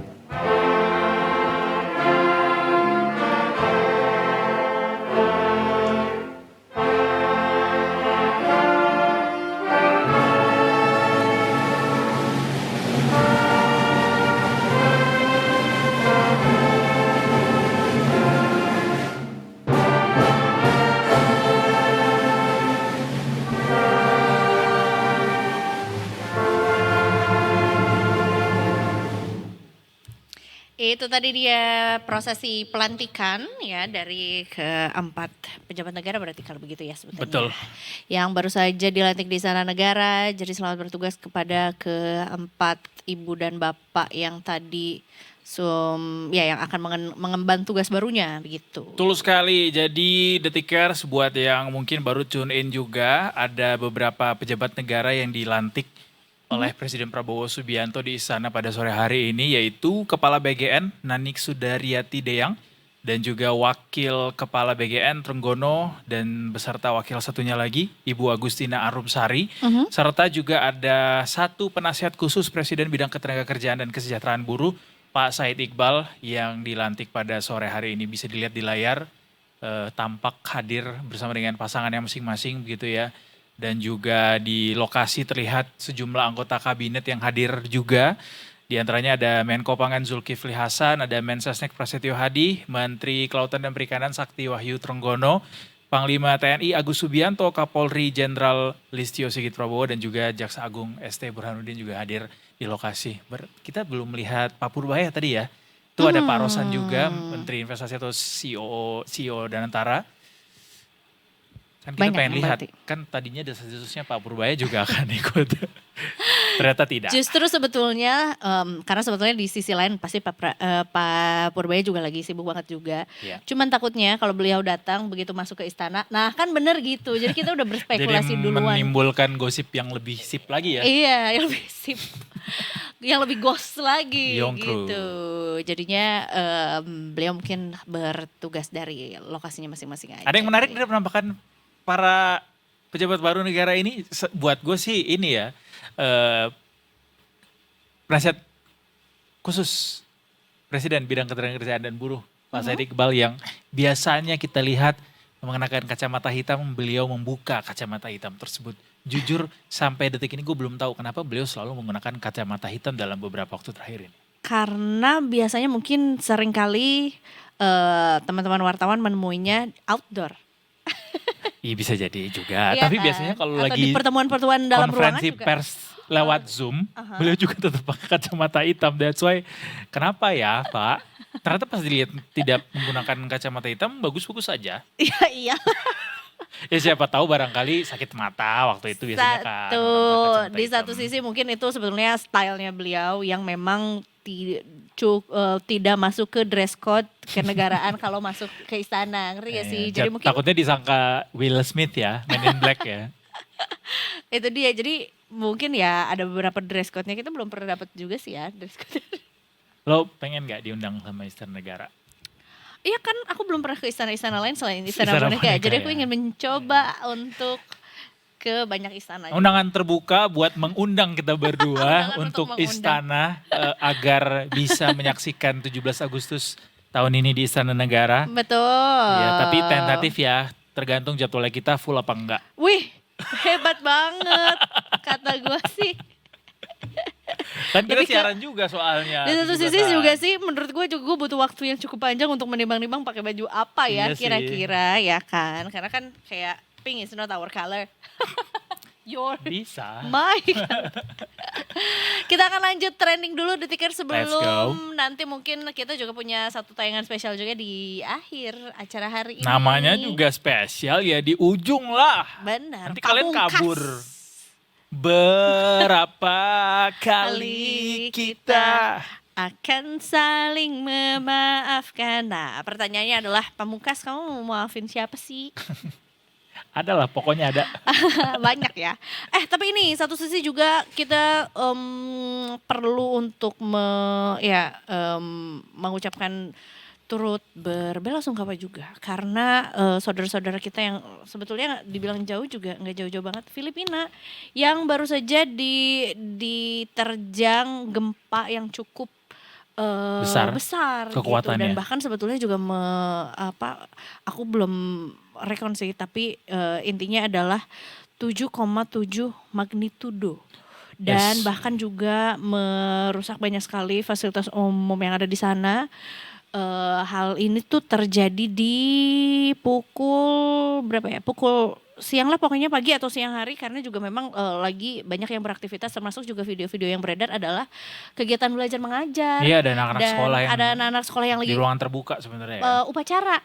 Oh itu lagi upacara Lagi tuh. upacara juga, ada beberapa video ada satu video yang menggambarkan bahwa mereka memang sedang berada di luar ruangan karena upacara. Jadi memang ya udah di titik kumpul gitu ya ketika terjadi gempa yang besar banget. Bahkan ketika mereka berada di luar ruangan pun juga si tanahnya tuh terlihat Udah goyang. bergoyang juga gitu. Tapi ada sesuatu yang gue sesali di mana mereka sempat berada di bawah semacam tenda gitu atau mungkin kanopi gitu yang kayu sangat Bahannya. berpotensi rubuh gitu dengan goyangan sebesar itu, dan sempat mengenai beberapa siswa yang ada di sana kan. Aduh. Cuma nggak tahu tuh apakah ada korban jiwa dari peristiwa yang di lokasi itu, tapi memang ini gempanya besar sekali. Beberapa video juga menunjukkan gedung-gedung itu rubuh dengan sangat singkat waktunya. Ini juga terlihat gedungnya jadinya bergelombang ya. Dan bahkan sebetulnya pasti ada himbauan untuk tidak memasuki Ruangan. gedung tersebut juga Iya. karena kita lihat dari posisinya aja tuh udah tidak utuh lagi begitu. Harus di ruangan terbuka. Itu dia tuh. Ya memang ada satu juga video yang menyatakan bahwa mereka memang lagi ada upacara juga atau mungkin semacam apel kali ya, mungkin karena hari Senin ya. juga. Sama Iya, Kak, kita sama kan ya. time zone-nya paling Tapi beda memang sejam. upacara tuh selalu di hari Senin di semua negara ya. Coba aku jalan-jalan dulu ya. Coba di Norwegia gimana? Hah? Selalu di semua negara. Nggak Di tahu. Norwegia gimana? Kamis mungkin. Sebagai bangsa Skandinavia, keturunan Viking. Mungkin di Rabu gitu. Gak tahu, tapi yang jelas beberapa daerah di Indonesia juga katanya mengalami terdampak ya? Iya, terdampak juga walaupun sebetulnya tidak sebesar yang dirasakan oleh Filipina juga. Nah ini Tuh. nih, tuh itu kan kayu kan, dan ada yang di bawah situ memang bukan siswanya sih, tapi ada orang yang berpegang ke kayu itu gitu loh, dan kemudian kayunya Kenceng rubuh. banget itu mah tuh. And then, Ya Allah. nah mudah-mudahan gak ada yang menjadi korban jiwa ya atas peristiwa yang ini ya. Aduh. Ini kayak di Indonesia memang demografi Filipina tuh ya, teman-teman yang juga sempat ke Filipina juga bilang kalau nggak ngomong tuh orang-orangnya tuh kita nyangkanya mereka orang Indonesia Kita aja. saudara gitu. serumpun. Mirip. Saudara Cuma bedanya mereka semuanya kalau ngomong tuh ada nadanya. Tapi Kayak bukannya on orang- pitch semuanya. Katanya orang Filipina suaranya bagus-bagus kalau Iya ngomong. makanya. Ini makin makin susah lagi dibalik lagi ke berita. Gak apa-apa, tapi memang Filipina tuh secara random lo suruh nyanyi juga mereka jago semuanya ya. Mungkin juga jadi ini ya, jadi warning juga mungkin buat masyarakat Indonesia yang memang juga kayaknya masih dilalui dalam garis, gue gak tahu sih garis apa, tapi yang Ekuator. jelas, tapi yang jelas satu titik yang juga cukup terasa gelombangnya atau getarannya itu adalah di kota Gorontalo juga. Oke. Walaupun sebetulnya tidak ada, hingga saat ini belum ada Kerusakan bangunan. laporan bahwa ini akan memicu tsunami atau Oh, segala macamnya. Tapi getarannya nyampe. Iya, tapi tentunya juga tetap dihimbau untuk berwaspada juga Ya, gitu. berjaga-jaga ya, karena memang katanya ada Berjaga-jaga. potensi. Begitu. Ini juga kita harus berjaga-jaga terhadap kenaikan tarif Trans Jabodetabek, Detikers. Ini berarti bukan Trans Jakarta ya? Trans Jabodetabek berarti yang ke luar DKI berarti ya, yang ke Tapi yang gue tahu Trans Jabodetabek tuh sama dengan Transjakarta juga kan, tarifnya 3.500 kan? benar.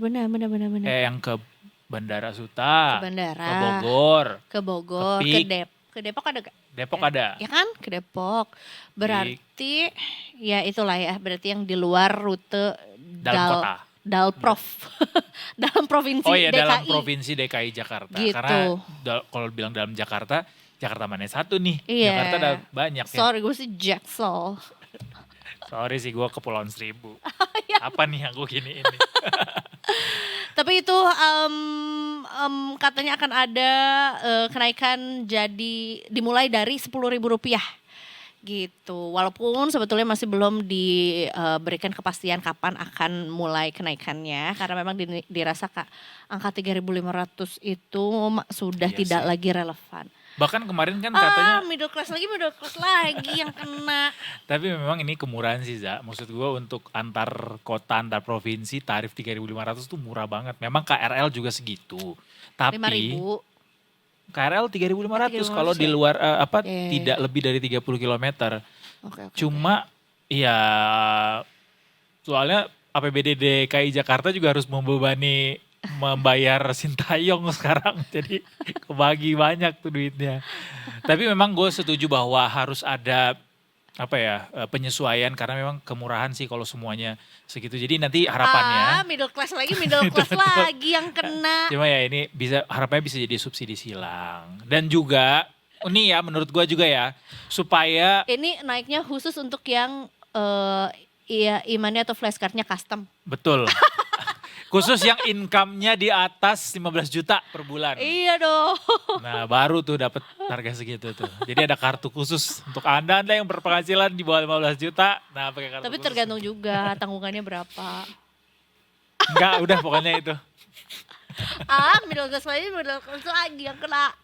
Tapi saran gua, Iya. kalaupun memang harus diputuskan naik Banyak tarifnya, kenaikan gua harap Pemprov DKI Jakarta tidak memberikan keputusan tunggal cuma itu doang, tapi dibarengi dengan kebijakan lainnya, misalnya ada penyesuaian untuk kendaraan pribadi, apakah itu tarif parkir atau mungkin IRP atau apalah itu yang membuat orang kalau pakai kendaraan pribadi jadinya males. Karena harganya jadi lebih mahal biayanya gitu maksudnya. Sehingga nanti harapannya orang-orang yang pakai kendaraan pribadi ini bisa meninggalkan kendaraan pribadinya kemudian menggunakan kendaraan umum. Ya, tapi middle class lagi. Dibully gua habis itu. Anda ini bikin. Berarti kalau gitu yang punya membawa kendaraan pribadi itu harus membawa 2 teman sekantornya. Jadi joki ya. Enggak Ini juga ya. ada. Ya tapi mudah-mudahan dengan adanya, kalaupun memang ada kenaikan juga biar ini ya demi kenyamanan bersama juga. Diimbangi dengan peningkatan dengan- pelayanan. Itu dia. Tambahin armadanya. AC-nya dibanyakin. Dibanyakin gimana tuh? Armadanya. Iya, kita banyakin armadanya.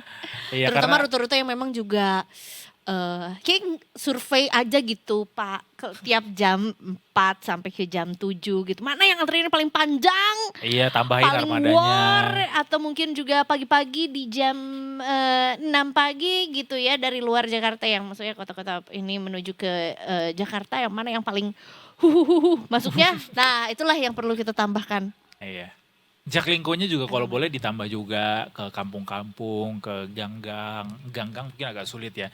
Biarlah memang orang tetap akan jalan kaki dari rumahnya menuju ke halte tempat di mana si Jaklingko ini berada. Tapi kalau bisa ditambah lagi rutenya sehingga orang makin dekat juga. Jadi alasan orang nggak pakai transportasi umum tuh makin dikit gitu. Iya, gitu. Ya. I love transportasi umum di Jakarta. Udah bagus banget. Tapi kalau boleh lebih bagus lagi. Iya, benar. Akan lebih keren kalau lebih keren lagi. Solutif sekali ya. Menjawab Saran kita ya. sekali. Sangat menjawab. Gitu katanya. Siapa lagi yang mau kita kasih tahu bahwa hari ini ada pendaftaran 2.843 lowongan kerja gaji UMP DKI yang dimulai dari minggu ini. ini nih yang mau kerja di balai kota bisa daftar karena Pemprov DKI akan segera membuka lowongan ini yang ditargetkan bisa dimulai minggu ini. Jadi gajinya katanya UMP DKI berarti 5,5 ya? Oh 7. 5,7 sih katanya Oh iya, UMP DKI. Lumayan tuh. 5,7 betul. Guys, apalagi yang nggak ngekos kan di Jakarta itu banyak tuh 5,7 kalau nggak dikurangin biaya kos. Kalau kurangin biaya kos kan lumayan, kurang 2 juta tinggal 3,7. 3,7 misalnya lo makan. Ngitung-ngitung hidup orang. Ya kita ini aja Iya, realistik bayangkan realisasinya bakal kayak apa gitu. Iya, iya, 50.000 sehari buat makan cukup nggak menurut lo? Cukup lah. Kalau masak sendiri. Kalau paginya teman kosan ulang tahun. Siangnya teman satu lantai ulang tahun, Ya? malamnya udah IF. Iya betul. Cukup kalau rupiah nggak terus-terusan melemah. Iya. Karena bisa jadi nggak cukup karena harga-harga barang jadi makin mahal.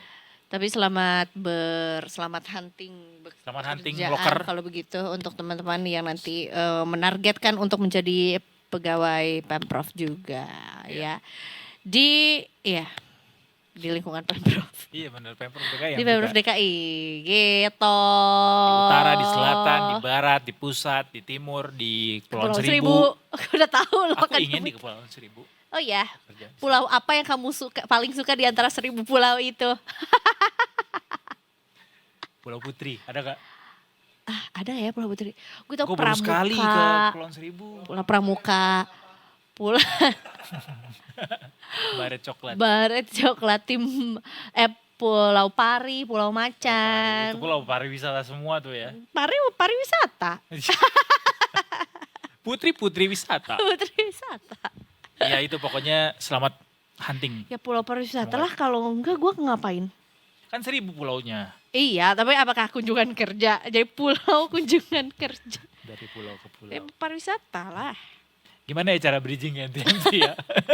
Buat kamu detikers yang juga berencana untuk pulang kantor dari sini langsung menuju ke Pulau Seribu dan juga akan melalui jalan-jalan yang mungkin juga ada potensi kepadatan gitu ya. Kita akan cari tahu dulu kondisi lalu lintas sore hari ini biar perjalanan kamu menuju ke Pulau Seribu lebih lancar ya. Selamat sore, kita ketemu sama teman-teman NTMC. Ada siapa nih?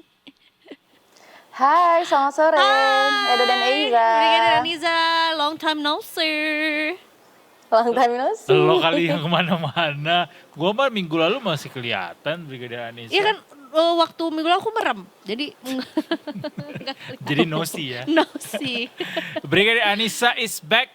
Kali ini akan melaporkan dari studio. Berarti ada beberapa titik yang akan dilaporkan. Silakan kalau gitu kita tunggu laporannya. Cus. Iya, baik, terima kasih rekan di studio juga selamat sore Detikers. Saya Brigadir Anissa kembali hadir untuk mengupdate bagaimana kondisi arus lalu lintas terkini.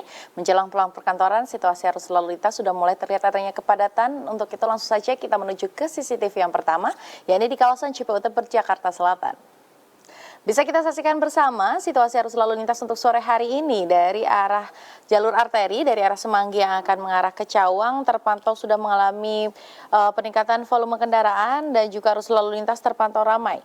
Kami himbau bagi para pengendara untuk selalu berhati-hati dan selalu bersabar serta menjaga jarak aman kendaraan Anda dengan kendaraan lainnya. Begitupun untuk arus lalu lintas di tol dalam kota arah Semanggi yang akan mengarah Cawang juga mengalami peningkatan volume kendaraan dan juga arus lalu lintas mengalami kepadatan.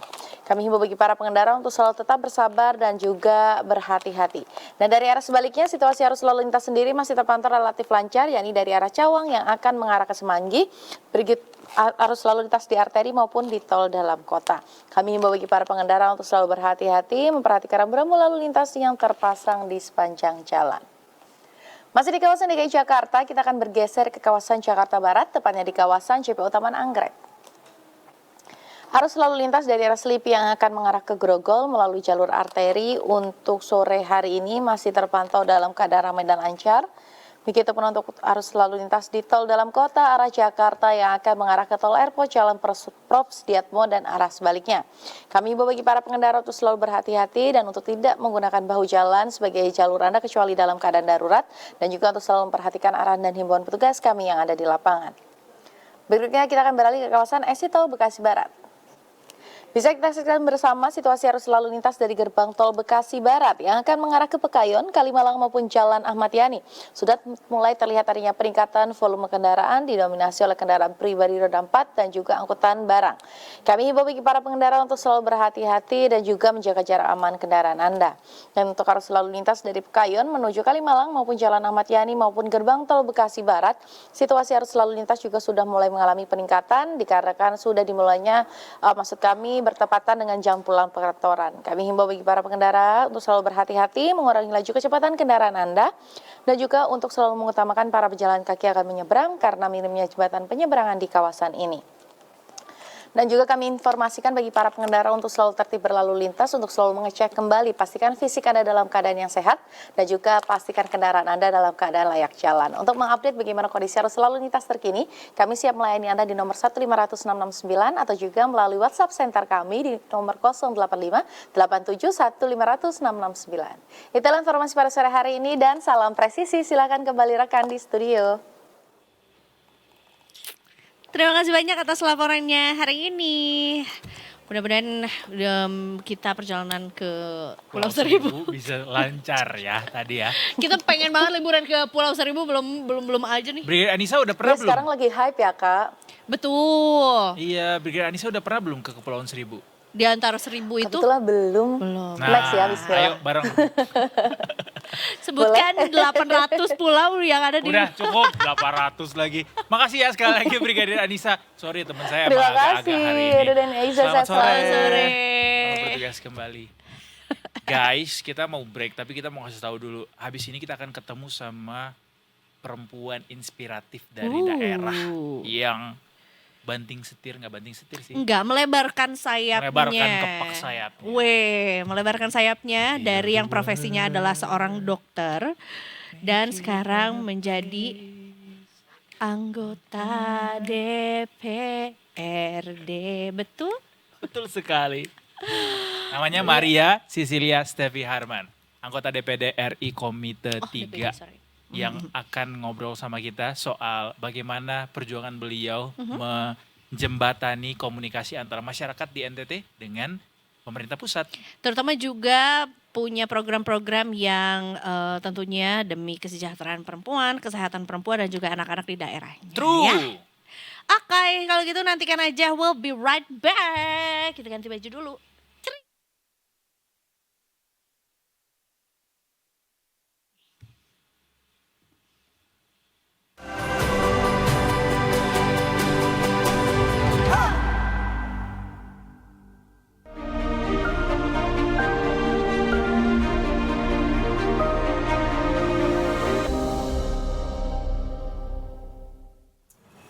Halo Detikers semuanya, apa kabar? Semoga dalam keadaan yang, ini penting nih, dalam keadaan yang sehat, bahagia, dan juga full of energy ya. Karena tentunya juga kali ini di menjelang pertengahan tahun kayaknya kita butuh semacam booster gitu ya dari segala hiruk pikuk yang ada biar keadaan kita tuh baik-baik dan makin baik lagi ya kan. Tapi gue seneng banget ya, sepakat sama itu dan juga seneng banget kalau misalnya kita udah kumpul kayak gini terus di tengah-tengah tuh ada bintang tamu yang di antara kita. Berarti it's gonna be very special and interesting discussion. Yes. Karena jarang-jarang nih Detikom kedatangan sosok yang satu ini. Benar, tapi disclaimer dulu, jangan mentang-mentang sosok yang satu ini. Biasanya ya ketika ada masyarakat atau ada orang yang deketin sosok berikut ini, semua pengen konsultasi, kita nggak boleh mentang-mentang ada beliau, kita konsultasi gratis boleh gitu. Boleh lah dikit-dikit ya. Nanti.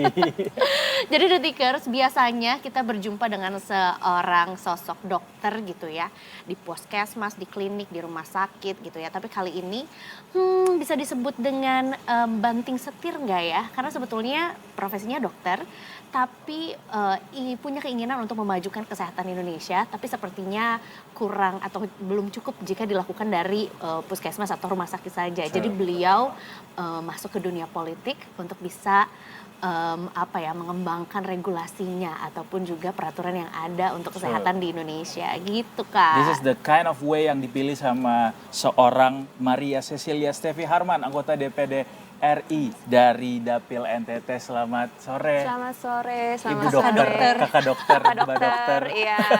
Beliau masih sangat muda dan sudah menjadi seorang dokter dan ini lagi terjun lagi ke politik begitu ya. Oh muda ya, 29 tahun. Sangat muda lah. Dibanding sama produser kita. Oh oke. Hitungnya masih kategorinya masih masuk ke dalam Gen Z loh. Masih ini ya. Kan, Iya, iya, forever young. Forever young. Nah itu yang paling penting juga.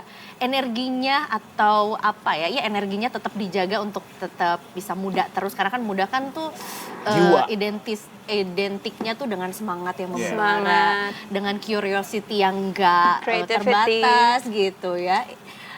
Tepat gak kalau tadi aku sempat mention banting setir atau sebenarnya nggak banting setir banget? Oh, Kadok. Iya. Jadi pertama-tama thank you for having me here. Yes. It's a pleasure, it's an honor for me. Sebenarnya banyak sekali yang bilang ke saya, ngomong ke saya kayak gitu.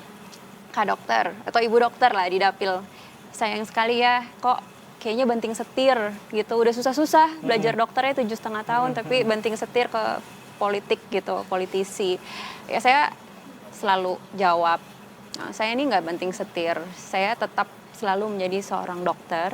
Hanya saya itu bukan dokter yang bapak mama, kakak adik temui di puskesmas atau rumah sakit. Saya bilang gitu, saya nanti akan jadi dokter politik. Jadi bapak dan mama tidak hanya ketemu saya di satu area aja, di puskesmas tertentu atau di rumah sakit tertentu aja, tetapi bapak dan mama nanti bisa ketemu saya di mana aja, di seluruh pelosok NTT begitu. Dan yang saya perjuangkan bukan hanya orang-orang sakit, tetapi bagaimana orang sehat tidak jatuh sakit begitu. Nah itu preventif ya. Preventif medicine. Iya. Dan kalau saya boleh bilang tuh ini justru semacam sayap yang dikembangkan gitu. Jadi nggak cuma sebatas di bidang kesehatan doang, tapi lebih dari itu ingin dicakup gitu untuk bisa membawa hal yang lebih baik lagi bagi masyarakat NTT ya. Iya, benar sekali. Kan kesehatan itu kita tidak hanya bicara individu ya, kesehatan itu kesehatan seorang individu itu harus dipengaruhi oleh berbagai macam hal,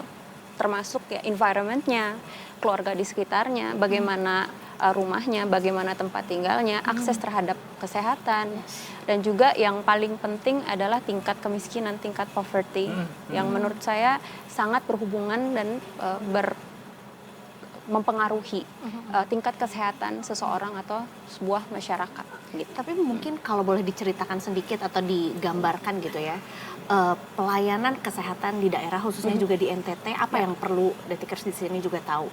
Oh ya. Kayak apa kondisinya, Bu? Jadi sebelumnya mungkin belum tahu, saya juga sempat 1 tahun praktek di sana.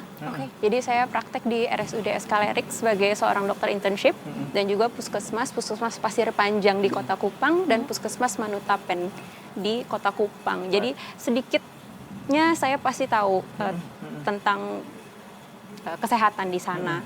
Gitu. Yang perlu diketahui oleh Detikers di Jakarta, mungkin kalau di Jakarta ini semuanya ada di dalam satu pulau, ya, gampang nyampainya dari satu ke tempat yang lain, ya minus macetnya, minus macet ya gitu kan. Nah, tapi kalau NTT tuh bayangkan NTT itu Pulau Seribu, jadi Pulau Seribu di Jakarta lah itu adalah NTT, jadi archipelago di kepulauan gitu. Jadi bayangkan aja betapa susahnya untuk mencapai dari satu tempat ke tempat lain gitu. Jadi harus pakai kapal. Belum lagi dalam satu dataran, misalkan dalam satu dataran itu akses jalan tuh belum terlalu baik. Kalau lagi musim kemarau itu berbentuk jalan, tetapi begitu musim hujan itu jadi kali atau sungai. Jadi bisa bayangin aja. Jadi kalau sakit di musim hujan, ya aksesnya terputus gitu, apalagi ibu hamil gitu. Itu baru dari segi segi infrastruktur tuh ya, belum lagi misalnya prasarananya, sarananya gitu, sarana kesehatannya. Itu kalau sarana kesehatan sejauh ini yang diamati oleh Dokter Sevi gimana? Iya, jadi sarana di sana itu pemerintah sudah baik sebenarnya, memfokuskan pada pembangunan gedung, penyediaan fasilitas dan pemeriksaan, terutama TBC ya, karena Kemenkes itu kan sangat concern di daerah kepulauannya pasti, di pesisir pasti TBC itu. Nah, tapi kemajuan dari gedung, kemajuan dari fasilitasnya itu tidak disediakan dengan SDM-nya. Gitu. Memang banyak sekali usaha-usaha untuk meningkatkan distribusi pemerataan SDM-nya, baik dari dokter, nurse, perawat, laboran, ya, misalkan ada X-ray, for example X-ray, terus ya yang menjalankan X-ray itu siapa? Nggak ada gitu. Atau begini, yang paling simpel aja, di puskesmas yang kita lihat di kabupaten yang paling backend-nya NTT lah gitu, yang paling simpel kan vaksin, kebutuhan vaksin untuk anak-anak. Gitu. Di satu puskesmas saya masih menemukan bahwa yang tidak ada listrik itu, jadi masih pakai genset. Jadi utamakan di kulkas-kulkas vaksin itu pakai genset, jadi yang lainnya gelap. Masih kayak gitulah kalau kenyataan. Udahlah itu terbatas, kemudian juga boros energi juga Iya, boros energi. Belum kita ngomong soal bagaimana efisiensi atau hemat energi itu dilakukan gitu. Tapi mau nggak mau itu yang ada jadinya ya. Iya, jadi itu jadi concern. Iya, itu jadi concern karena misalkan malam-malam kalau udah mau habis bensin di gensetnya, ya kamar dokternya yang jaga di sana kan terpaksa harus dikorbankan kan ya. Jadi itu akan memunculkan masalah baru, retensi dokter. Ya kan, kan dokter itu kan harus betah dong di sana. Kita jangan bicara dokter sebagai seorang superman, superwoman yang harus bisa lu di sana semuanya, nggak ada sinyal, nggak ada air, jauh akses air untuk mandi dan segala macam gitu. Nah itu semua adalah suatu masalah yang dalam satu masalah kesehatan gitu. Iya. It's very complicated. It's very complicated. And when it comes to NTT gitu yang selama ini saya tahu juga bahwa angka stunting juga cukup tinggi di sana. Soal kesehatan it's very concerning Ya. NTT gitu, dan senang sekali ada sosok anak daerah juga sebenarnya dari Iya. NTT ya, mau concern terhadap itu dan melebarkan sayap untuk bisa menjangkau ini dan juga mempercepat gitu perbaikan Puji Tuhan. fasilitas kesehatan di sana. Sejauh ini setelah duduk di DPD RI di Iya. Komite 3, gimana perkembangannya, dokter? Jadi kalau saya selama di Komite 3, untunglah mitra saya termasuk Kementerian Kesehatan. Jadi pas ya. Selain Kementerian Kesehatan, mitra juga termasuk BPJS Kesehatan, BPJS Ketenagakerjaan, dan juga Kementerian Sosial dan BKKBN. Semuanya tuh berhubungan erat dan ada di Komite 3. Sekarang ini Komite 3 sedang concern pada program pemerintah baru, yaitu Indonesia Satu Data. Indonesia Satu Data ya. Yang sekarang ini data sosial ekonominya itu kan sekarang DTSEN.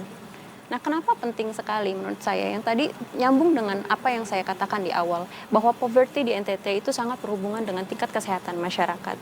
Dan gebrakan pemerintah untuk Satu Data Indonesia ini menurut kami Komite 3, menurut saya pribadi itu sangat-sangat bagus untuk kemajuan kesehatan. Nah, kenapa? Karena dengan Satu Data ini berarti lebih sedikit lah ruangan untuk setiap kementerian atau lembaga untuk memainkan angkanya gitu. Ada kebocoran Jadi di situ ada ya? kebocoran di situ, sehingga kadang-kadang program pemerintah yang sudah baik sekali direncanakan, misalkan untuk mengatasi stunting, kita tahu harus 1000 hari pertama dan bahkan sebelum kehamilan gitu. Sudah ada program untuk pemberian sembako pada keluarga miskin dengan ibu yang hamil, misalkan aja. Lalu ada juga program untuk pemberian makanan tambahan untuk ibu hamil. Nah, itu kan semua kan data, butuh data yang sangat-sangat bisa dipertanggungjawabkan, kredibel. Dan itu yang jadi concern Komite 3 sekarang ini. Karena kita tahu kalau program baru itu berarti harus ada penyesuaian. Penyesuaian pasti glitchy, pasti banyak yang kita jangan bilang kesalahan, jangan bilang kesalahan ya, tapi itu adalah penyesuaian dari yang lama ke yang baru untuk something better ke depannya. Terutama kemarin berhubungan dengan, pasti ada banyak di berita, BPJS Kesehatan, PBI, banyak yang terputus karena Satu Data ini gitu. Kaget semua, termasuk saya di Dapil juga kena imbasnya. Marah semuanya ke saya gitu, pada ngadu, pada marah ya, tapi saya terima gitu aja. Bu dokter, ini bagaimana, saya ini kan penerima PBI, lagi hamil tiba-tiba diputus, saya nggak siap. Lalu bagaimana gitu? Pasti ada. Nah, itu yang kita sudah koordinasikan, kita turun ke Dapil, kita turun ke Dinas Kesehatan, turun ke Dinas Sosial, lalu puji Tuhannya kami suarakan di sini, suarakan di Kementerian Sosial, suarakan di BPJS Kesehatan, di Kementerian Kesehatan. Nah, mereka cepat tanggap. Mereka langsung, berarti mereka yang ada kebutuhan mendesak itu mereka berkomunikasi lah dengan Pemda untuk mengalihkan. Jadi BPJS PBI dari yang nasional, dari pusat itu dialihkan dulu ke Pemda kalau bisa. Begitu. Jadi sangat-sangat cepat koordinasinya. Dan itu yang saya bersyukur gitu. Apa yang saya suarakan dari daerah itu bisa dilaksanakan juga oleh pemerintah pusat. Itu yang sekarang kita lagi concern. Banyak sekali glitch di situ. Untuk bisa menuju kesempurnaan sistem tadi ya. Betul. Memang butuh waktu, butuh proses juga, tapi maksudnya semuanya mengarah ke sana juga. Semua mengarah ke sana. Ya sudah lebih ya udah integrated gitu. Integrated and responsible. Data It's yang way to go. responsible. Way to go. Tapi Since you're there as well. Dan tapi tentunya juga ya ini support sistemnya atau ekosistemnya juga ya dari kementerian juga, dari DPD juga, dari masyarakat juga gitu ya, yang juga saya percaya juga cukup antusias gitu bahwa sebetulnya ada sosok yang concern, ada sosok yang memberikan perhatian lebih juga untuk kesehatan masyarakat juga. Termasuk tadi Bu Dokter mention soal kesehatan ibu-ibu hamil gitu yang ada di sana juga, kemudian juga mungkin anak-anak. Somehow we need like woman touch juga untuk bisa mendengar aspirasi masyarakat di sana juga. Banyak yang curhat ya Bu Dok di sana. Banyak yang curhat dan terutama ibu-ibu mungkin. Jadi begini, kalau saya lihat ya, kalau saya turun ke masyarakat, apalagi di NTT ketika mereka itu masih masyarakat yang sangat patriarki di sebagian besar daerahnya, ada yang matriarkal. Tapi kalau maksud saya tadi patriarki adalah ketika saya turun untuk menyerap aspirasi dari masyarakat, banyak di hadapan saya adalah laki-laki. Banyak gitu. Sedangkan ibu-ibunya ada untuk menyambut saya saja. Ketika saya bicara, mereka ke dapur untuk menyiapkan ya makan, minum gitu. Ada kecenderungan malu untuk berbicara juga barangkali ya? Iya, kecenderungan malu itu memang betul. Jadi hanya sedikit saja yang berani berbicara. Kalau saya pribadi, saya sangat bersyukur bahwa saya jadi reses saya atau kunjungan dapil saya itu tematik. Jadi saya minta dalam kunjungan saya itu harus ada perempuan, terutama kader, gitu. Itu harus ada. Jadi pasti ada perempuan di situ dan saya langsung harus suruh bicara, begitu. Jadi mereka harus bicara, nggak bisa. Jadi saya bilang, Ibu, Mama, saya khususkan datang ke sini, saya khususkan datang, misalkan saya minta ke kepala desa untuk mengumpulkan orang, saya minta ke Bapak Kades supaya mama-mama kader datang di sini, saya mau dengar suaranya. Jadi tidak bisa mama diam saja gitu. Kalau diam saja berarti saya anggap baik-baik saja gitu. Nah ya begitulah, dengan bercanda sedikit. Lalu kalaupun tidak bicara, saya akan ke dapur. Itulah bedanya politisi perempuan ya. Jadi saya akan ke dapur. Saya lihat ketemu, tidak perlu bicara, saya lihat aja dapurnya. Saya lihat aja dapurnya, saya lihat WC-nya, saya lihat saluran pembuangan WC-nya, saya lihat mana tempat sampahnya, terus saya lihat kamar-kamarnya. Walaupun untuk orang di sini mungkin kayak, hah, ibu ke kamar gitu kan, tapi iya itu yang saya lakukan gitu. Jadi itu adalah cara bagaimana saya men-gauge tingkat kesehatan suatu rumah, termasuk di situ apabila ada anaknya di situ, anaknya ada berapa, ya kalau ada ibu hamil berapa, satu rumah bisa 2-3, usianya berapa, usianya itu yang paling penting. Kadang 17 tahun, anaknya 3. Wow, gitu. Jadi biar dapat kondisi real di lapangannya tuh kayak gitu pendekatannya. Tapi iya sih, since you already bring it on the table gitu soal bagaimana patriarki tinggi sekali di NTT begitu ya. Nggak cuma kesehatan, urusan lain juga banyak tuh soal seperti itu. Dan itu somehow jadi sebuah apa ya, kendala juga sebenarnya atau tantangan ya. Tantangan kita bilangnya karena itu benar apa ya, kita kan mau memperbaiki kesehatan, katakanlah misalnya kesehatan buat perempuan gitu misalnya. Tapi adanya budaya patriarki tersebut pada akhirnya membuat suara itu minim terdengar gitu. Ada kecenderungan untuk di belakang laki-laki aja deh gitu. Apa pendekatan yang dilakukan kepada ibu-ibu atau mama-mama atau mungkin perempuan-perempuan yang ada di NTT supaya mereka tuh mau ngomong kemudian bisa dapat data real gitu di lapangan? Kalau data secara angka itu saya pasti dari puskesmas dan dinas ya. Tetapi this is an interesting question. Jadi saya mau menjawab dengan case. Banyak sekali case yang saya temukan. Jadi saya cerita satu saja. Waktu saya turun ke Malaka, turun satu rumah, gitu. Sampai sekarang saya ingat terus. Jadi ada seorang ibu kanker payudara. Gitu. Kanker payudara udah stadium 4. Udah luka, darah keluar semua, gitu. Rest in peace, ibu. Saya masuk ke kamarnya karena saya diminta untuk mengobati, gitu. Jadi ibu dokter tolong, ibu saya sakit. Sakit apa? Saya bilang, oh kanker. Saya pikir, oh kanker. Jadi saya pikir maksudnya kanker yang baru stadium 1-2 gitu. Ketika saya masuk itu aromanya udah bisa dibayangkan. Saya masuk itu udah di tempat tidur aja, udah tinggal tulang, kulit dengan luka di payudara sebesar itu. Saya langsung tanya, ini udah berapa kali ke rumah sakit? Tuh, apa penanganannya? Ini nggak bisa, ini harus ke rumah sakit. Saya nggak bisa obatin di sini. Yang saya bawa itu paracetamol. Sedangkan itu tidak selesai dengan obat biasa. Ini harus ke rumah sakit gitu. Yang mereka bilang ke saya, di situ ada omnya. Omnya bilang begini, tidak bisa ibu dokter, ini tuh angin duduk. Jadi kami sudah berdoa, dibilang kalau ibu ini pergi untuk ke rumah sakit operasi akan meninggal, begitu. Saya bilang, Bapak, karena saya tidak bisa marah-marah di sana ya. Mereka menghormati om mereka. Yeah. Itu adalah suatu tatanan sosial. Bapak, begini, apakah masalahnya apa Pak? Apa masalah ekonomi? Bukan itu.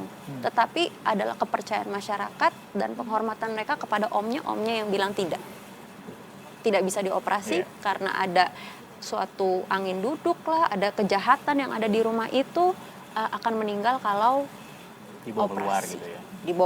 Dibawa keluar daerah gitu. Sehingga akhirnya saya tidak bisa lakukan apa-apa. Ya saya itu memberi kekuatan saja. Ketika saya tanya ibunya sendiri masih bisa omong sama saya kok, ibu sebenarnya mau berobat atau tidak.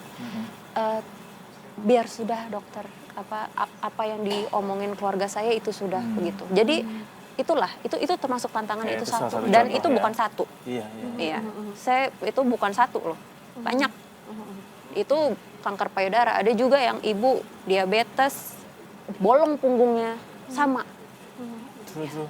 Kan it takes two to tango ya. Pemerintah udah berusaha untuk menyediakan akses, memperbaiki layanan, menyediakan anggaran gitu. Tapi kalau masyarakatnya juga tidak mau ikut membantu bagaimana ini bisa berjalan baik, sulit juga gitu. Iya, dan itu menjadikan peran-peran saya dan semua tokoh masyarakat di sana, tua adat, tokoh-tokoh mudanya itu menjadikan peran mereka itu sangat-sangat penting. Betul. Karena mungkin saya walaupun orang NTT tapi saya misalkan datang dari suku lain misalkan.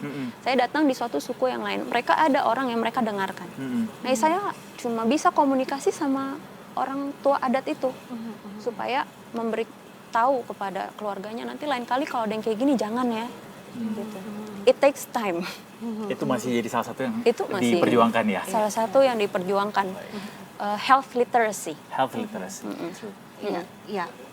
Itulah sebetulnya pentingnya lahirnya juga putra-putri daerah gitu ya. Karena sebetulnya setiap daerah, setiap kita juga terdiri dari ratusan ribuan suku dan juga ada adat juga di baliknya juga yang bisa memahami adalah putra-putri daerah yang juga sebetulnya cukup dekat lah gitu ya dengan kepercayaan dengan adat dari masyarakat juga walaupun tetap ya butuh pendekatan yang berbeda juga jadi customized gitu, tailored gitu untuk setiap daerah juga gitu ya Bu ya.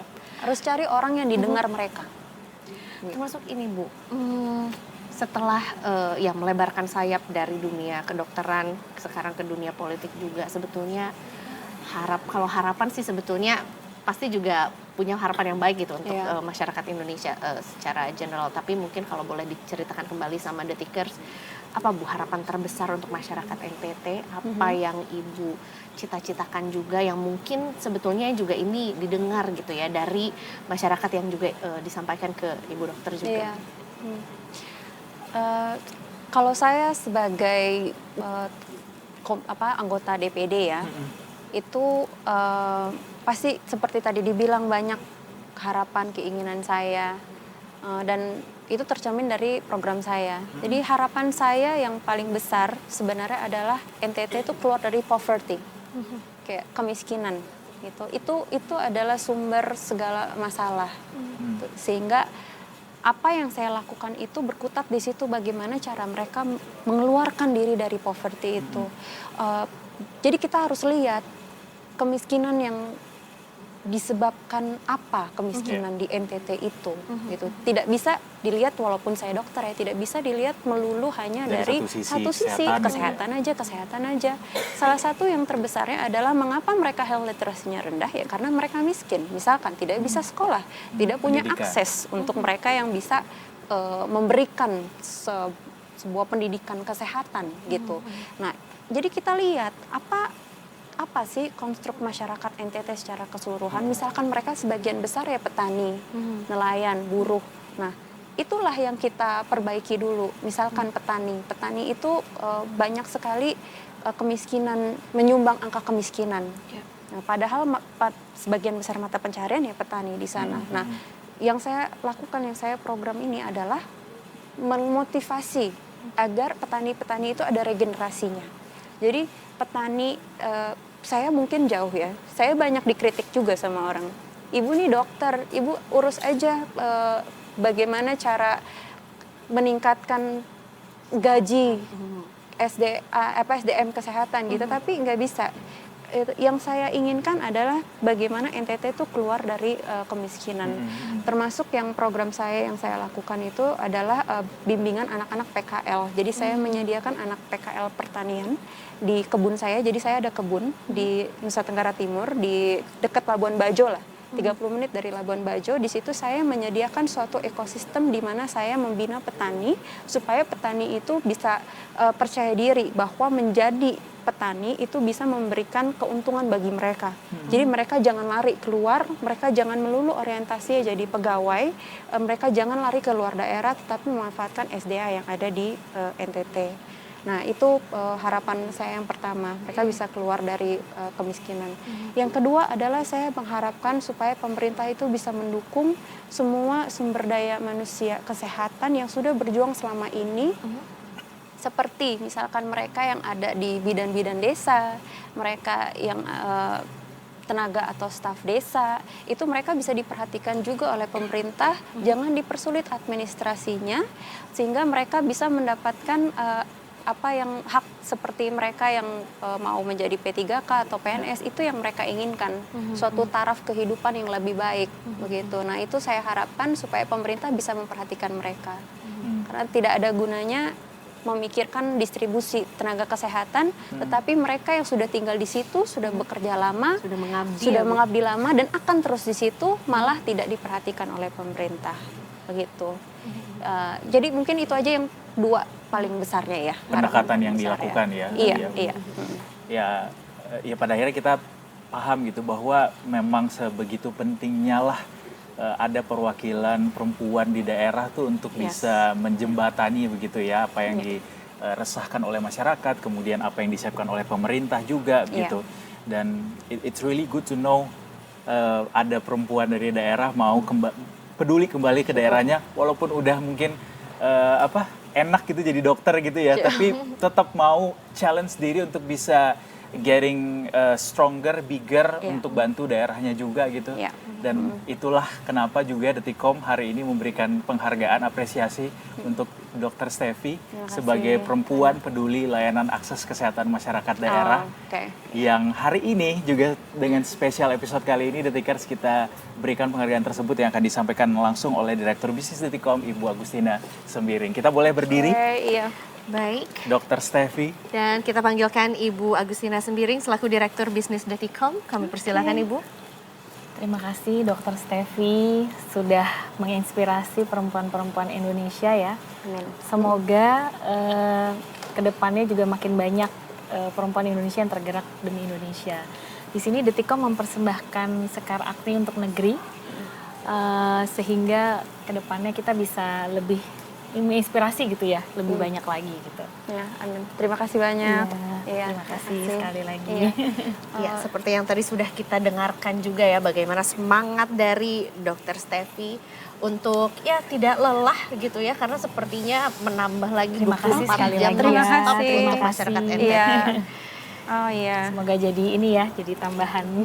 Semoga bisa jadi motivasi. Dr. Stefi mungkin ada yang ingin disampaikan? Iya, jadi terima kasih banyak Detik udah memberikan ini ke saya, tapi saya tidak menganggap ini hanya sebagai achievement aja, tetapi mengingatkan saya ini adalah beban yang saya pikul untuk strive to be someone yang bisa dipertanggungjawabkan, selalu menjadi pribadi yang selalu strive to be better, bukan hanya untuk diri sendiri, tetapi untuk masyarakat NTT dan masyarakat Indonesia.